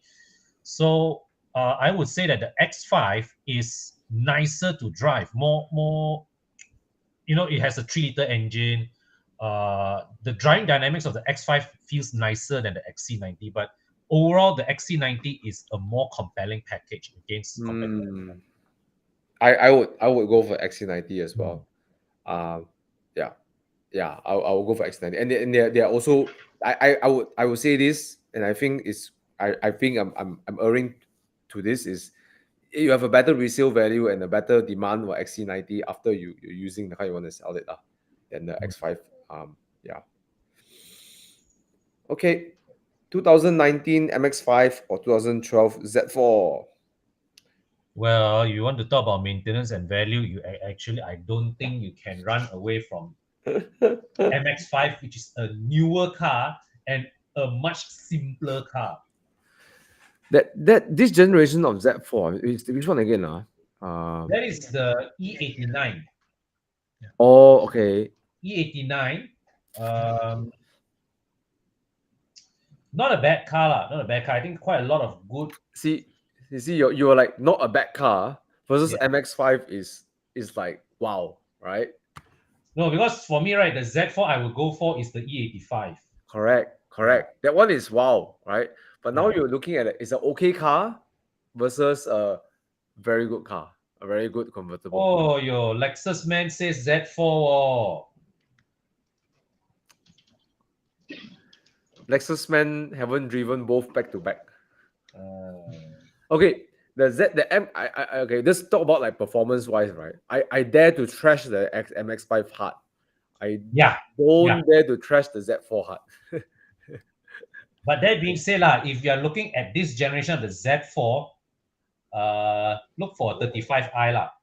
Yes, 35. Don't go for the 23i. Yeah. Yeah, the 23i is the 2.5. Straight up question, MX-5 better maintenance and value. And I say value because it's the kind of design where you look back after like 10 years, right? People will still want to buy the car. Thana, we are not hearing you clearly, Thana. So quiet. Can you hear me now? Very soft. Yeah, very muffled. Your voice is very muffled. Okay. You're like the background noise from Con's room like that. You sound like you are behind Con's room shouting. Yeah. Had someone, can you hear me now? Oh, perfect. Oh, yes, now you're back. I had someone in the room, so I was there. So that era would be the N20 engine, isn't it? Yeah. Yeah, so it's a very common engine. The NA engine into the turbo engine. No, I think 2012 is turbo, for Z4. It is 2012 is when they transition between N52 and the N20. So it's a turbo engine. So I think it's a very common engine, So yeah, it's anybody can do it. Engine as a 3 Series. Yeah. Okay, let's look at some other questions here. Okay. Okay, I think you guys spend more time in the C40. I think Thana and you guys.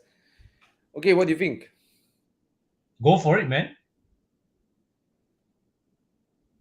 I never driven a car, so I can't. I like it.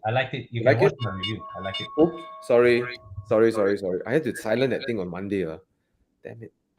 Yeah. I think it's the better car compared to XC. Yeah. It's an all-rounder. It's comfortable, easy to drive, fast. Yeah. So, Thana, since you are on this topic, right? The C40 is 10K more expensive than the XC40 EV. Way with it. Same platform, same performance. How would you choose between one or the other? I would resale value. Huh? Resale value. I will go C40 because it's something different lah. Resale value. Purely from maths point of view, when you sell the car back, the C40 will hold the price better than the XC. Makes sense. So no question about it. Get the C40. The C40, right? It's a bit like the X6 or the X4 versus the X3 and X5. It's just that Volvo is charged a surprisingly small premium, between this and the XC40 EV. Yeah. It's like how how we talk about the CX5. You buy the turbo version. For all the money you pay for, to give you a small red T in the back. And you're like, shit, I paid so much more extra and all I get is a small little T in the back there to differentiate.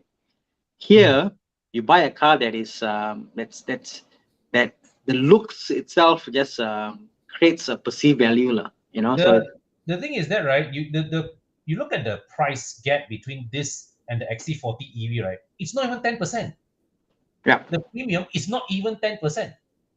It's more like as if the Volvo wants to make the XC40 fail. It's like I want to race out. Anybody buy the C40, please. Don't buy that. Or order more of this. Don't buy that, please. You know, Mm. that's how I see it. Like, you know, so C40 for sure. Yeah, lor.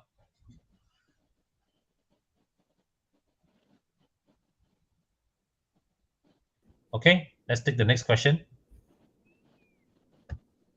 Hey, E46 325i. Any good worth the price just for fun? go for it, lor. But I don't depends on. know. I somehow rather like the E36 driving a little. Is it me or is it the E36 rear a bit more playful? It is Oh yeah, definitely. definitely Confirm. The 46 is more serious, I more guess. It's grown up. faster. But But also on highway speed, the E46 is brilliant. On highway speeds, it rides more true, more flat, more square, more straight than the E36. Mm. the I like them. E36, I feel like a hooligan in the car, you know. Yeah. Con, you have not driven mine yet. You Your drive red mine, one, you ah? become a big Jahat hooligan. 6. Jahat 6. Yeah. Can. My car, you become a big hooligan. But yeah, you know, what? I just thought of a scene. What? If you can't get pulled over in a Jahat 6, I think they'll let him pass. If Thana get pulled over in Jahat 6, I think you get caught by. Bro, I go to police blocks all the time with the sign, and they pass me. Never once they stop asking what is it. Never once. I no, imagine, right, of all the people who get stopped, right, is HP Tan. Yeah, exactly. Yeah. So Hey, you know, HP, since you're watching, right, can you help answer Emilia? Is it worth to get Lexus IS at the current price? Thanks, HB. Since you Lexus man, ma. Or if you want to sell your car, right, then got ready buyer, lor. the E46 is one of those cars that you got to go big or go home. The 2.0 it's fine, it does comfortable, quiet, you know, it's okay. You got to go when you go to the bigger engine, then you really feel that the 3.0 is fantastic, the M54 is fantastic, you know. The 2.0 is okay, lor, I guess, you know, but for what you pay for road tax and all that, do your maths, like, you know, how much you want to pay for and what, you know. Yeah. Apa lagi questions we have? Mamma mia. Okay, let's take this guy. Okay, short answer, I would say go for the G20 because you are already driving an F30. Yeah, you want to try the B48 engine, but you're going to the same cabin. So if you can hold up for the G20 and then go for G20. I would say we should try a 5 Series lah. Oh yeah, that makes sense too. Because I mean, for you, if it's an issue with pricing, you know, bro, even an F10 for you will feel different, you know. Yeah. I would say don't stick to the 3 Series, like, you know, you had the D Yeah. for a while. Actually, you're right. You just go for a 5 Series, and you will enjoy the experience much more. The problem with the F30 is it's just so noisy. I mean, I'll give you a comparison. You were driving the Ford Mondeo, went to Penang and back over Saturday and Friday, Saturday. And we were saying how much quieter the Ford Mondeo is than the F30. Ford Mondeo versus F30, you know. You must put some money into the car to make it quiet. F30 isn't quiet. You know, you are lucky because you got the diesel, so got sound, so you like don't really care what sound is what, you know. You live with it. The moment the engine is quiet, then you're like, why got wind noise? A-pillar. What sound is that? Yeah, actually, yeah, Thana is right. You should consider stepping up to a 5 Series. Yeah, unless you love the 3 Series, then fine, go for it. Go and see Desmond, Autofoam, and get some proofing, and the car's fine. I mean, my car's gonna go there if I keep it. But yeah, you know, or the G20 to drop price, I don't know how long to wait lah. I mean, my philosophy is buy today, live today, forget tomorrow lah. You know, don't wait something to drop lah. You never know what might drop. You know, the price is something else. Today maybe price. Yeah. Well, Emilia, if you're still watching, HP has his answer. I'm not sure what he meant. Ausprodu unforeign. Google up whatever that means. If you come from Japanese, must speak in the HP accent. Emilia, if you come from Japanese Malaysian car, then go for it, law, new experience. If not, then If not, just go go all Ausprodu and foreign law, no. which means BMW lah, right? Yeah, yeah, yeah. Ausprodu unforeign. Oh, what is that? I have no sheer idea. and buzzer. Oh, Yeah. sheer driving pleasure, right? Oh my Ausprodu gosh. unforeign. Oh my gosh. Wow, HP, you really always, you never cease to amaze me, HP. Ausprodu unforeign. Yep. Okay, That okay, is we what it can means. Okay, so what else? Wow, E300 for me. E300 lah. RC is 4 series range, right? RC is a 4 series C class category. E class lah for sure.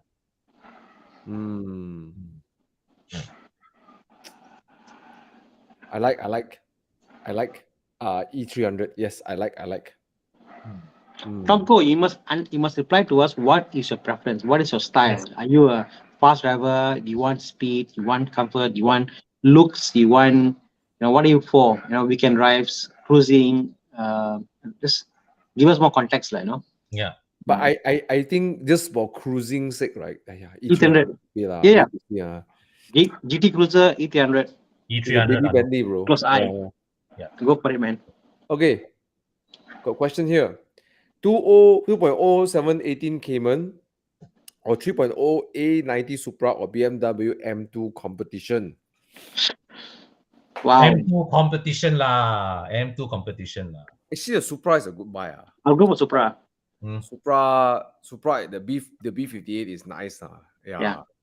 Funny, I'm both a fan of Porsche and BMW, but in this case, I'll pick the Toyota.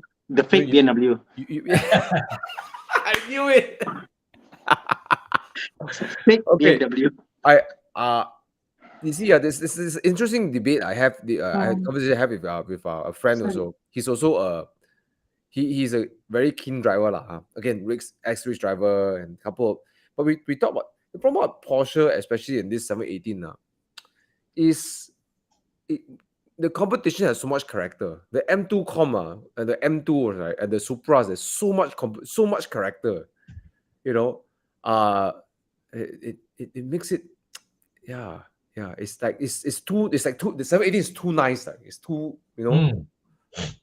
Yeah, 718 is actually very accomplished. It is a very accomplished car. But sorry?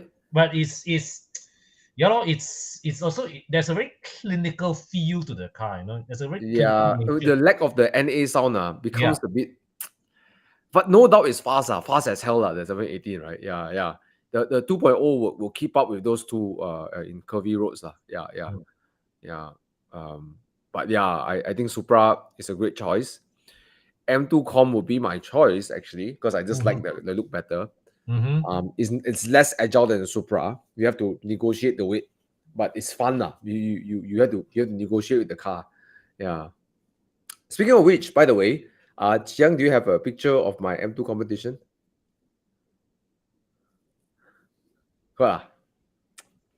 Yes. Okay, guys. I'm exciting news. I am 98% letting go of my M2 Com. I won't explain the reason. There's no time for it. But I'm letting go of this car for financial reasons. Okay. Making space for something else. Okay. But it's a step-by-step progress. I'm letting go for 268. But here's what you get: full PPF, coating is done. Thomas, did I hear you correctly? How much? Yeah. So you're 368. Hey yo. But so with a caveat, if everything falls through tomorrow, then it's a yes. There's one more hurdle to go through, but it's 98%. Full PPF done. What else? I got steel braided hose from hell. I got endless MX72. I have what new brake disc coming in to fit the car. See, I got the brake disc coming in for the car also. What else? Auto foam. Yeah. You get all of that. Yep. How much again? 368 now. For now, the reason I'm saying now the price is a bit lower because I don't want to deal with advertising and then blah blah blah blah. If it saves me time, I put a little bit lower here, and then if you guys want it, just let me know. So I'll pick the best price, best offer from you guys. 360. You know what's interesting? I noticed that, Thomas. I noticed in Australia, when you buy a property, they put their prices from, and then best offer secures. Yeah. How nice if Malaysia we do that? We say, okay, how much the price? Prices from 350. Best offer secures. So, closing date. The PPF is worth almost like what 18K or something, right? Yeah, and coating and everything. Yeah, and it's full PPF and tinting from Expel, right? But you got to rip out the tint when you sell the car lah. But you PPF, have to rip out only the front, correct? Yeah, the front and side. Yeah. You just do back the front and side only low. The front is the most expensive con. Yeah, front is more expensive. The front is the most expensive. But the thing is that Thomas done all the work already. What is doing a tinting, man? You don't but even when you buy a recon car, you probably change all the fluids in the car. I already changed all of it. The oil changed every 5,000 km. Tires are still 50%. Don't know why I'm so good with this car tire. I never burn more tires on this. And you recently renewed the extended warranty, right? No, it's still going on. Extended warranty is still going on. Yep. Yep. Let me know if there's an offer. Yeah. Okay, done. M2 competition going. Congrats, Thomas. Thank you. Thana is like, I knew it. You know what? Wait. All I want to say is I win the bet against Bobby. I said around May, now it's April already. Bobby said August, I believe. So I win the bet. Okay, I bet there's a show somewhere here. If you look at the show here, a few months back, I said confirm May will sell the car. See? Got buyer already. Just contact me at Thomas Yap Official on my Instagram. DM over there. Right? Yeah. I mean, look, if you go out and buy a Hockenheim Silver M2 Comp 2019, you're looking at 370 all the way to 390. Okay? Plus, when you buy these cars, you change the fluids. There's going to be another 2K plus, blah, blah, blah, blah, blah, and the rear axle fluid, gearbox fluid, blah, blah, blah, everything. You're gonna change all of that. That's going to be entailing at least another 2K, right? Tires, we might have to change that, might not have to change it. But I'm giving you new brakes, new brake pads, new brake fluids. So there's a lot of savings plus the PPF which is around 18,000 So I know is for everything included is lower than it is I understand that most are unread, so you can get better loan rates. That's why I lower my price a little bit so that you can have all of this. All right? Okay. So I put a note there. You can also contact us on our admin page on Facebook. Contact us and we can put you in touch with Thomas. Okay? Yes, I prefer not to have my phone number blasting out here. So just drop us a DM at Horizon and then we stay in touch. Thank you. All right. Okay. Wow.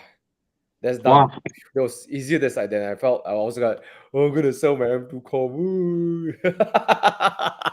Bro, can I try M2 Com? I haven't tried yet, bro. Can. Thomas is a very generous man. Bro, the M2 Com is a bloody hooligan way. The engine combination with that chassis is a hooligan way. Better try it before somebody puts a booking on it. Yeah. Later, Thana end up buying my M2 Com. Well, good lah. He's like, everything works in this car. Nothing to fix. I don't want to buy. Reject. Cancel deal. That's when Thana sell the car by August. Hey, you know what? Today we didn't mention Santa Fe, or Sorrento. The show isn't complete lah. So yes, you're right. Thomas is selling his M2 to buy a Santa Fe finally. You're right. Congrats, Thomas. Yeah. Spot on, Brian. Yeah. Wait for the video. Next one, Thomas. Ta-da! I bought a Santa Fe. Then Tara said, Thomas, don't. I bought your Fiat Multipla. Oh no, way. Yeah. Okay, let's move on to answer some consumer questions. Over here, do we have any more questions, guys? Just answer. Ask your questions away. We'll help you. So Cashman asked about X90. Never driven. We don't know. Specs looks actually, good. among all of us, right? Only Chiang has seen the XC90 and the X90. There you go. Yeah. Chiang, come. Let's share with us your thoughts, please. He won't come out. He won't come out. Okay, Chiang. Hello. What are I've sit inside the car. I can fit in the third row comfortably. Wow. Yeah. And Chiang's a Chiang tall is guy. tall, Chiang guys, is a tall by the guy. way. Yeah. And the quality is decent lah. Very good lah. Better than X70 or not? Feels like the same lah. It's a hybrid with a 48 volt. Mild hybrid, yes, with the 1.5 How's the turbo. build quality in interior? Quite good lah. I'm not sure about the pricing. They haven't announced. They will announce soon lah. Oh, they're teasing. Yeah, they are building up the hype. Nice. But I'm sure it's very competitive for the pricing. Confirm competitive. Yeah. All right. Thanks, Chiang. Anything else? Okay. Okay. He just goes away like that. For Fong, okay, if you want to upgrade your sound system, I would recommend that you try these guys called Eurotuner. Go find them on Facebook. So the interesting thing about the G20 and all the BMs of the generation is apparently a lot of the sound system is actually in the car itself. Just need to activate. So like for example, so it's a lot of activation code. So I think first and foremost, go to your G20 user forum. Okay, there are a few guys there who do tuning and they actually activate and deactivate certain modules in the car. So start with that first. You can activate the module, and then the DSP, obviously you can add the DSP, like, you know. So it's funny, Con. A lot of the stuff are actually built in the car itself. Yes. You have to deactivate only. Correct. You know why this is done? Because at manufacturing level, it's cheaper to build the same damn thing for all the units, and then they just activate and deactivate the module based on. But mind you, the moment you do that, your warranty is void on a lot of things in the car. You know, so even as simple as CarPlay. CarPlay isn't stock from Auto Bavaria or from BMW. Yes. And you got to pay extra to activate it. And then if you activate outside, your warranty is void for the particular no, they choose to void the whole damn warranty. Yeah. So for your car, I would suggest, you know, honestly, if you're still under service, still going there, look at something else, like, you know, like even like a speaker upgrade, or the addition of the DSP is better, because the DSP is a plug-and-play system. It's actually like a system they plug in, and it doesn't add to the car itself. That's probably a better option, you know. Speakers, I think, is fine. Anything coding-wise, just be careful, you know. Yes. So, yeah. Okay. Okay, apa lagi kita ada? Which engine is worth swap for an FD2? K20A or K24? Donna, regarding enduro, yes, we have a qualifying list, but if you have something special, you can always PM us, and then Bobby can make an executive decision whether it's qualified or not. Yeah. But I don't know. I can you swap a K20 into a FD? Yes, we can. Yes, we can. To give you an example, we are doing one this week. K24A engine into a FD. So we already took out the engine. We're putting one in. It'll be quite mental. It can be done. Very common swap. Plus performance, going serious, man. We're now finishing up a SEG 4AGE on an SEG, and then obviously K24. It's nice, bro. It's nice. It'll be nice.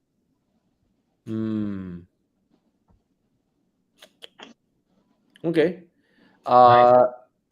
Jeff Koo is asking, what do you think about the CX5 2.0, 2.5 turbo as a daily car for wife and family weekend car with one baby? All right. Is it reliable, the 2.5 turbo, or would you recommend the 2.5 NA? I think it's powerful. I'm not sure whether you need it. Yeah. Yeah. Yeah. I'm not sure whether you actually need it. Like, It doesn't make it more efficient, doesn't it? Yeah, The CX5 is perfectly okay as a 2 liter. Yep. Perfectly fine. Because it's a car that you don't want to be pushing hard also. It's a car like, like a Lexus. You get like, suddenly you feel very quiet. Your heartbeat drops 1 beat per second. You feel comfortable and driving it slower. It's not a car you push around, You get into a Tiguan, you're going to push the car hard. Like Tiguan, like, wow, it's fun. I'm going to push the car hard in Tiguan. Tiguan don't do that lah. No, what I'm saying is your mentality and how you feel, because the Tiguan feels urgent. It feels nice. The DHL gearbox, it's just nice you feel different. In a CX5, suddenly you just feel more relaxed, more calm. It's just different feel. So I think you don't need the turbo, honestly. As Con said, like sufficient. Yes. Yeah. Okay. Yeah. Question about, can EV survive mission flood? Yes. If you look at a lot of the EV companies, they actually do show whereby the car will go underwater, come out. EV systems are all self-contained, which means the battery is self-contained, everything is self-contained. You cannot burn the car up or short the car up by going in water. Yeah, see there? Look at that. XC40. So yeah, it's a very common thing they do. All these car companies, they do this demos. You can definitely survive floods without an issue. There you go. So they put it in the tank with fishes. But technically, should be okay lah. But yeah, no, definitely okay. Definitely okay. I definitely would not recommend you drive any car into a flood. I mean, a flood means they are forced to. Oh, go flood lah. I think I can make it because of an EV. No, I mean, if it's a flood, you're stuck lah. You're very option lah. But my point is, don't fear about floods and EVs. Totally fine. Even if you're going to even if you're going to charge the EV in the rain, it's totally safe. There's no concern about charging in the rain for EV also. Okay. Funny thing, that day somebody asked me, I was at the car wash, asked me, hey, because a mini EV came, So somebody's telling us, hey, EV can wash one. I say, hey, EV have to drive under rain one, of course can wash lah. Funny lah. Okay, I think we have a lot of questions answered. Okay, let's look at it. Right now it's 9:55. I think we should play Dude Where's My Car. Yeah, man. Yeah.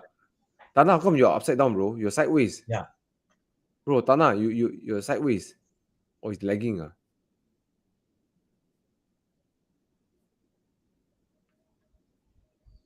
Thana is like sideways way. Yeah, man.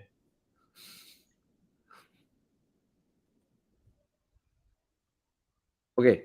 Anyways, please scan the QR code to get to play Dude Where's My Car.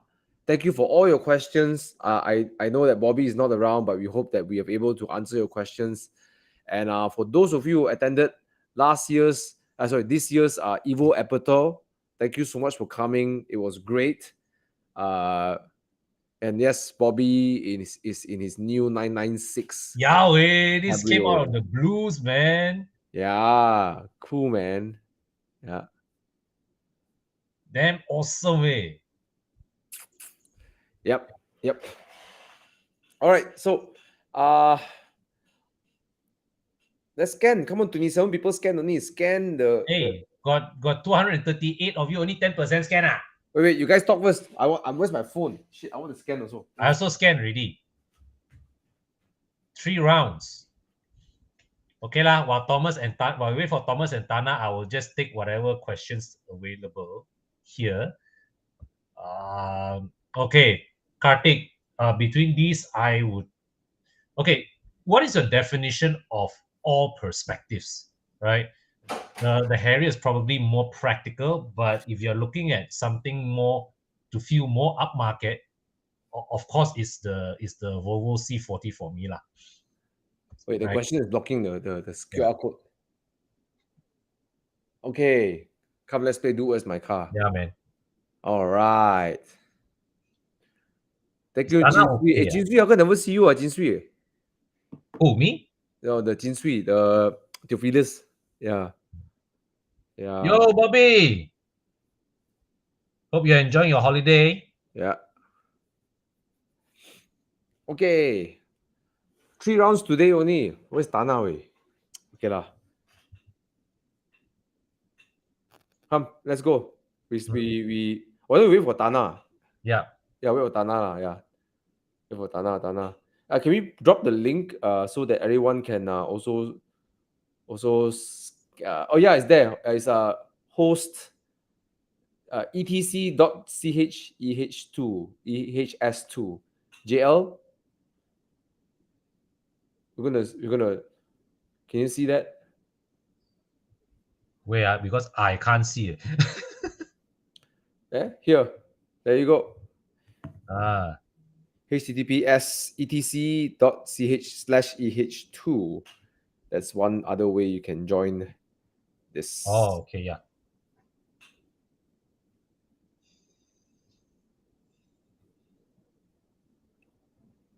All right.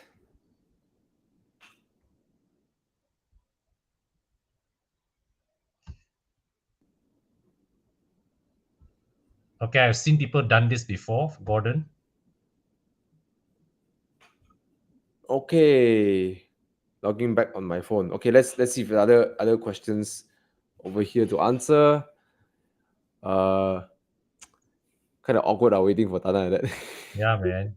Okay, Bobby is going to join us in Do As My Car. All right, why don't we just go first, and then Thana will join in a bit, right? Hey guys, I'm here, but you can't see my back. video. Video is the issue. I'm waiting for my phone to reboot, so for camera purposes. Okay. But You I have my got a voice audio here. there, so I'm here in audio. So Yes. carry on. Great. Let's do it. Let's do it, guys. Okay. Let's go. Come. What's the first car, bro? I got a feeling it's gonna hurt you, Thomas. It's gonna be about M2 competition. No lah, look, Honda, bro. Oh, Honda. Whoa. Ini Big K car lah, tech, K car lah. Ini, look at the Ayo. there you go, Aiya. S660. I'm not a fan, lah. Okay, what else? Oh, Fiat 500. Fiat Multipla is Mamma Mia. Wow. Easy, it's an Yeah. easy choice. Easy. Yeah. Fiat 500. Fiat 500, Okay. man. Go for it. Anybody here. vote Honda? I want to see who vote Honda. Okay, I think the Honda drives better, Really? but the Fiat is a Fiat. The Fiat is cooler lah. Come on. Yahweh. But only regret in going to Greece, right? I couldn't get a hold of a Fiat 500 convertible. I got a Fiat 500 coupe. Yeah. I wish I had the convertible when I was there. Ugh. My problem with the Honda is it's just the power. There's no power in that car. The Fiat has no power also, bro. The Fiat is a single overhead cam. Okay. Honestly lah, you can put a 2-liter engine in the Honda. I would still choose the Fiat in this comparison. Yes, because it's a Fiat. It's 500. just a cooler car. Yeah. But the car got no power. You know, when the highway go incline a bit, at gear 5, right, I'm losing speed. Oh, okay. Okay. We have, of course, the JDM champion here. Yeah. But how are we doing with the votes? Chiang? Let's see. Jom. Jom. Yes. Fiat, look. Fiat wins lah. Okay, the S660 is also nice. Wow, S660 not bad all. Okay. Which one got okay? This is I know most people watch the show are adults anyways, but which one got better sex appeal? Oh, It's I think Honda lah. No Are you lah. sure? Fiat lah. If I was a guy driving a car, I'd rather be seen in a Honda than the Fiat. But a girl having a Fiat, I think looks sexy and look pretty. No, bro. If a guy in a Fiat 500, Fiat 500, I can imagine. I can imagine the guy in the Fiat 500, long hair, ponytail, tie his hair up, driving it. You know. Oh, sorry, sorry. You know. Look, Bobby, Joe, Fiat has more sex appeal than. So my wife's overheard, so she's laughing. But yeah, for me, I think the Honda get away. See, Honda get away at the age ma. Exactly, bro. I've seen people, some girls say, Honda, wow, looks like sports car, you know, Honda. No, what the? Just hell. Exactly. The question I will ask is, if you were to go out and, as a guy, like, if you were to go out and tackle girls, right, which car do you think you are more likely to get laid with? The Honda or the Fiat? Monica below. Yes. Okay. Done deal. All right. Okay. All of you vote Honda. You You ashamed of yourself. Fiat 500. I love the Fiat lah. I really wish it was in a price, right, that is attainable in Malaysia. Yeah. I really wish so. Drive is so charming. The way it drives is so charming. Okay lah. It drives like a. But Fiat 500 is like a Axia in Europe lah. You know. But honestly, myself, I would go for something left field. I will get the Fiat because it's just different. Get the eyeball. You know, for all that purposes, for me, is the yeah.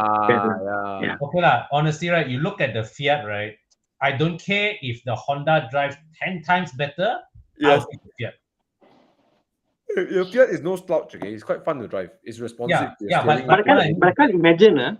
These cars are the same weight as a Suzuki Swift, about sub 1,000 kilograms, 800 kilograms. The power on this car both is like 60 plus horsepower. 60 plus. So half to half of a Suzuki Swift power, but same weight as a Suzuki Swift. So that is mind blowing to think about that. You know, no power, no power.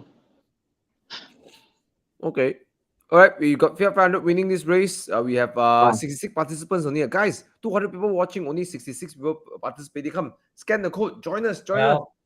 As usual, Bobby is here with an interesting bit of wisdom. Honda cannot go holiday, so Honda one night stand. Fiat can go holiday, long-term relationship. Yes. Makes sense. Okay, done. Let's move on. Okay, round 2. Yes.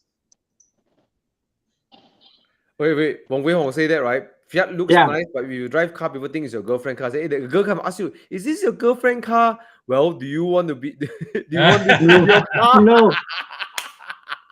If the guy answers yes, if the guy answers yes, my girlfriend's car, it's not more desirable. If they say no, the girl say, really, it's your car. Okay.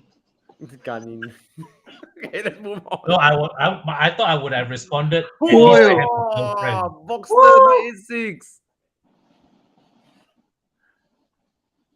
Thana. This is it's my car lah. Yeah, but no, different color, bro. This one brighter yellow. Yeah, are you gonna flash a blue 986? Bro, let me show you my current car. I'll WhatsApp. I'll send this video to Thomas. This is my car lah. I send you the current picture. Just came out. It will be out tomorrow actually. Okay. Chiang, if you can show, it's a different color. Mine's different color definitely. Mine's a pale yellow. Yours is a pastel, almost pastel yellow, right? Pastel yellow.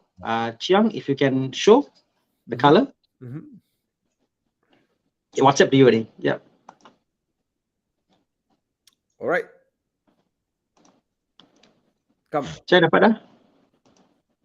Got it, Chiang? This yellow is banana yellow. Thana what is sick banana? Mine is pastel yellow. Pastel yellow. See, it's a classic pastel yellow. You know. Hey, your roof is colored one, No, I got a hard top. Oh, okay. Yeah. So there you go. So it will be different, you know. So yes, going back to the question, my Boxster manual or next beautiful. Beautiful, isn't it?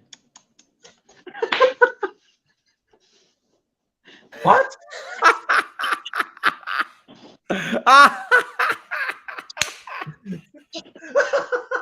What the?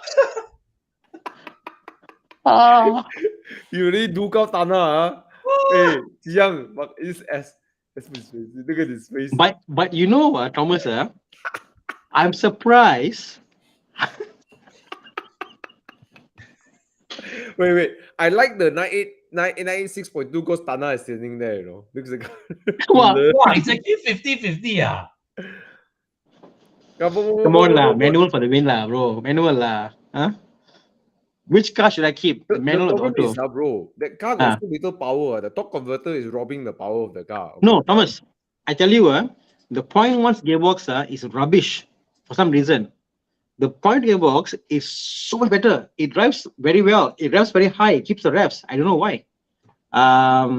So, but yeah, you know, as Bobby said.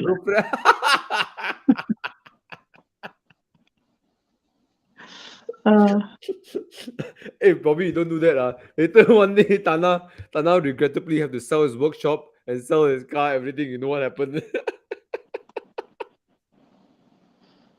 I can't wait. Definitely manual for sure. You know. Manual. I vote for manual. Manual. Manual can play exhaust. Yes. Okay. Let's see. 43 votes. HP.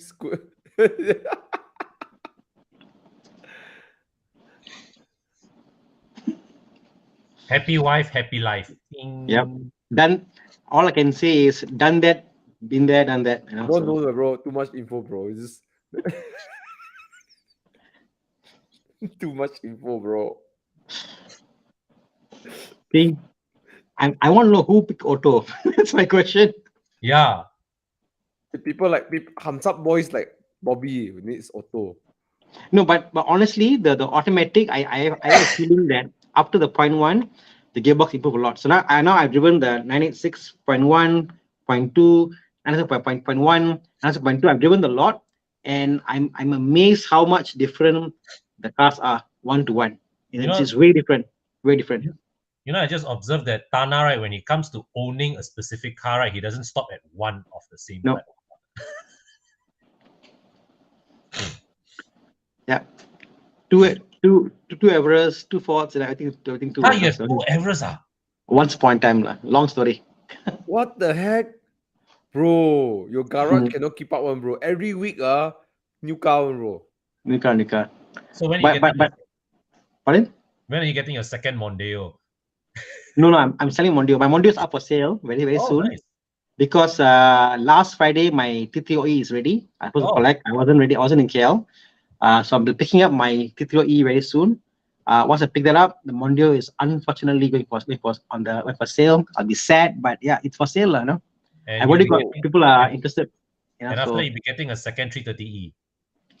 No. I think we need a bigger car. Yeah. No, he's letting go of that Mondeo because it's the top converter and there's no problem. He needs to get the dual clutch top Mondeo.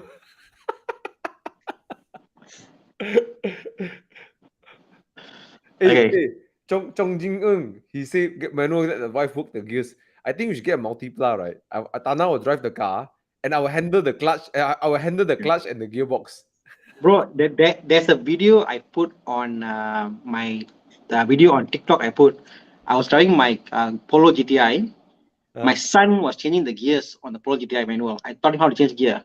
So first gear, second gear, you know. So 6-year-old boy taught him how to change gear. So yeah. But the multipla is different. I can put my leg in the clutch compartment there, and I can sit in the middle and change gear. You know. So you drive the car. I'm changing gear for you, bro. Your car is automatic, bro. I become your automatic. We may change the wrong gear. The wrong stick. Oh, dang. Correct? Do you want that, Thomas? Do you want that? No, you said that. What the? Maybe you want that. Maybe that's the reason why. You talk about that. I'm talking about the manual box, bro. What are you talking about, bro? Okay. Let's Thana go to the thinking next soup question. gearbox already lah. Round 3. Yeah. Okay, so the winner is the manual. Okay, let's go to round 3. So all majority people like to play with sticks. Okay, that's what Yep. it means. Oh. 360. Yes, 360 Moderna. Oh, Spider. Oh. Okay, what's next? Oh. Porsche. It's a Porsche. 996 Porsche. Wow. No fight lah, bro. No fight Oh. lah. 360 Spider. No fight lah. Yeah. Sorry lah. 336. It's a 360 lah. No fight lah. Yeah. Yeah, Bobby, no lah. This one I'll get at 360, Bobby. 360. No fight lah. Want to do 高 your boss, fire 高 you 几样？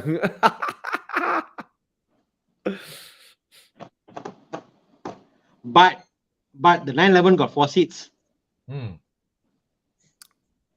No lah. The 360 Spider lah. Yeah.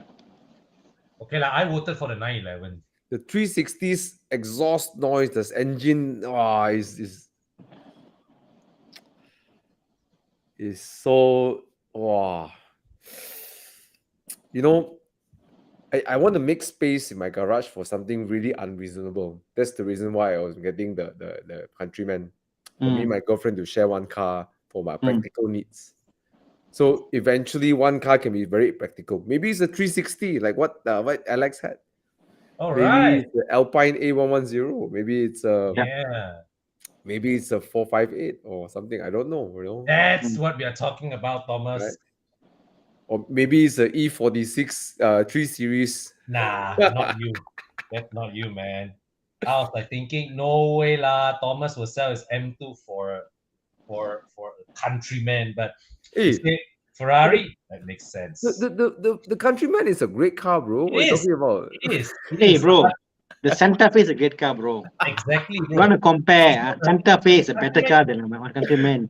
Yeah. More space, more label, safe fuel, diesel.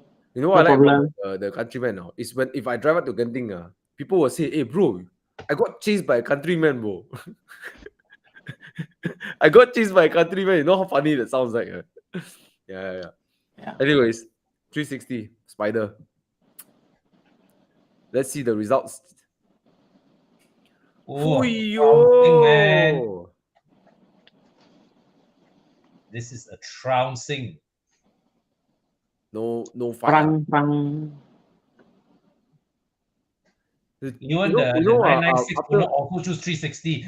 After driving the 360, the 458, although it's nice, right? But the sound, the way the 360 sings, I tell you, it's like you ate. It's like how to say,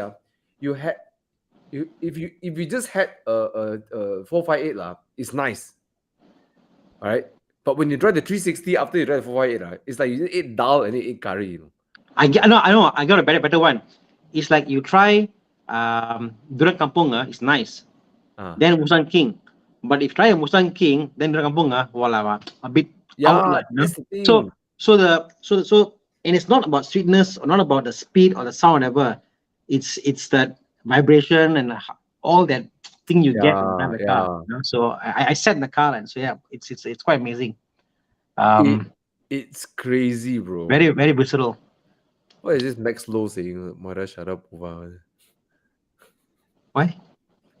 Maria Sharapova. Get chased by Santa Fe sounds more better. True.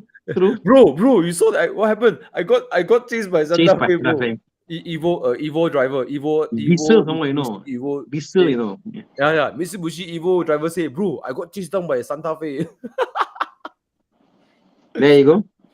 Anyways, I think that's it, right? Dude, where's my car is done. Jiang, great pick. And Ferrari Spider, 360 Spider wins by a landslide. Okay. Interesting. All right, guys. Thanks for watching. yeah, I think that's it, right? That's it. I had a lot of fun, guys. So if you did, please give us some love, some likes, right? Yeah, see you next Monday. Anything else you guys want to say? Yeah. Oh, I'm about to hit 10,000 subscribers. I'm now at 9,000 something, 9,800 something. 100 more subscribers. So I urge all of you here, Right. if you can, Let's do it. Hey, those Let's of do you it who this have week. not Let's do it subscribed, by let's see tomorrow. if in this call we can make it happen. Make me 10,000 guys. I will. It'll mean a lot to me. I'm now at 9,000 something 8 or 700 right now. So yeah, that's a help nice me out. tower image, man. Yeah. So help me out. Hit a bit more, and I'll hit 10,000. So if you haven't subscribed, go my channel, subscribe, and leave a comment down. What should I improve on? What to gain? What to make different? Just go ahead and comment. Want to hear from all of you. I have just one feedback. Keep up the awesomeness, and you'll be great. Anna, you should do more crazy contents like I fixed this. How this American you guys right? They take these cars right. They're gonna accident right. Bro, bro. I was watching Matt Armstrong yesterday, and I was inspired. That's what I'm saying. I was and I want to do something like that. I want to get a real project car, Matt Armstrong, and I want to really build up and go with the audience and show the process of building up and how we can do and do that. So I'm thinking about a project. I'm just thinking what platform to do. Something more fun, lah. It's just something crazy, like, But yeah, I want to get into that, lah. You should get a GT86 that kena accident and then you go and like buy for dirt cheap, right? And make the car into a freaking drift car, Okay, I'll talk to you after this call. see if you can be my investor or not. It could. But yeah, bro, I show you the picture. You might think like, wow, Thana, you might want to get this, like, it'll probably be crazier than any car you've ever driven. Okay, I'm open, man. Show me. I'm serious. I'm hooked. Yeah. Okay. All right. Okay. So follow Horizon as well. Horizon TikTok. Okay, because HP Tan needs to keep his job now. I'm just kidding. HP Tan wants to keep his KPI. All right. See you guys soon. Stay tuned to our channel. Thana has a car coming. I don't know what is it. I'm excited to hear about it as well. Do visit Con's Car Wash. Yep. Evo Club Car Wash. That's it. And those who are interested in getting the my M2 loaded with PPF coating, new brakes, new brake pads from Endless, new brake fluids, blah blah blah, auto foam. Let me know. All right. Cool. Hey Thomas, question. So if the guys were quoting this recon cars like M2 competition, those prices aren't fixed, right? Because it depends on when they bring the car in, the price fluctuations, FX currencies, all that will change, right? But they put a price where they know they can make money, lah. Like Hawker Silver is slightly more expensive, but I think 370 is when I think they can make money, lah. So they don't mind putting that price. With the exception, if you open up a Moda link and you see that it's importing, it means the car haven't been imported, then the price doesn't fix. When they arrive here already, they more or less confident to give you a price, lah. Yeah. I think also the fact the car is here, running on the road, and a bit more confidence, lah. Buying a car that's already there, it's done up. Like in your case, we'll call, you do all the fluid change. You've driven the car back and forth a couple of times, up Genting. It's been tested, proven, chop sirim, 100% very good. Thomas approval, Thomas approval. Check out Thomas channel. You can see the work he done in the car. Driving up Genting. It's been on the track and it's great. It's a very strong, reliable car. And it's the only thing is that I'm not driving it like I'm not using all the 6 cylinders all the time, lah. Actually, most of you guys would not know this, but my M2 is everyday go grocery shopping, go visit friend, go workshop. It's the car doesn't go above 2005 most of the time. So I'm like, I'm an overkill for his daily car. And then when it comes to Saturday, right, time to go weekend drive. M2 or Spider. I've been driving the M2 the whole week. Spider lah. So I understand. Yeah. So it loses that spark. But for me, it's a great car. Just for me, because it's my daily, I kind of lose the spark. If it's only one car, I won't sell the car. Yeah. Fair enough. Fun as hell though, that car. Yeah. Goosebumps. I remember watching. I just watched back my first time I drove the car of Genting, and Con said I never knew someone can smile from the back of the head. So okay, all right, guys. Time to say good night. Okay. Cheers, guys. 10:30 already. Cheers. Thanks for watching. Take care, guys. Subscribe to our channel. Bye. Subscribe Thana. Make Thana 10,000. Yes. 10,000. 10,000. Okay. Good night. Bye. Yeah.